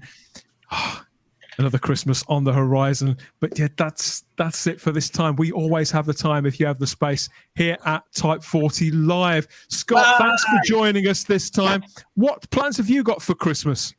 Well, I am going to try to finish reading this book that I keep very close to me. It's the Burt Reynolds. It's a biography. What's an autobiography? I love Burt Reynolds. And then I just cleaned this out of my shelf. Brazil. I'm sure you guys have seen Brazil. Yeah.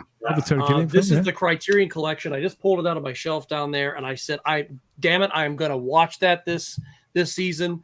And then, of course, visiting my my relatives and some friends for Christmas. So I cannot wait to do that. And of course, I've got a 4-year-old in the house, so she is very excited to see Santa. What Santa is going to bring her. So that's going to be fun. Well, thank you for joining us. We do hope that you and yours have a fabulous Christmas, and all the best for the new year too, Scott. We hope to get you back on the next season. Thanks so much for the several shows that you've been on. Thank you for having me this year. This has been such a pleasure, and gentlemen, as always, it's been fantastic. And thank you for the laughs. I just love getting a good laugh and talking Doctor Who and pop culture with you guys. I love it. Thank you. Yes, stay tuned next time. Can't wait to get planning our party. Ian, JT, Simon, thanks as always for your company, and my thanks to Charlotte Shields too, and to you lot for all the comments there in the live chat on YouTube and Facebook. Take care of yourselves. We'll be back next week for the big Christmas show. Bye bye, everybody. Bye bye, everybody. Bye bye. Bye bye.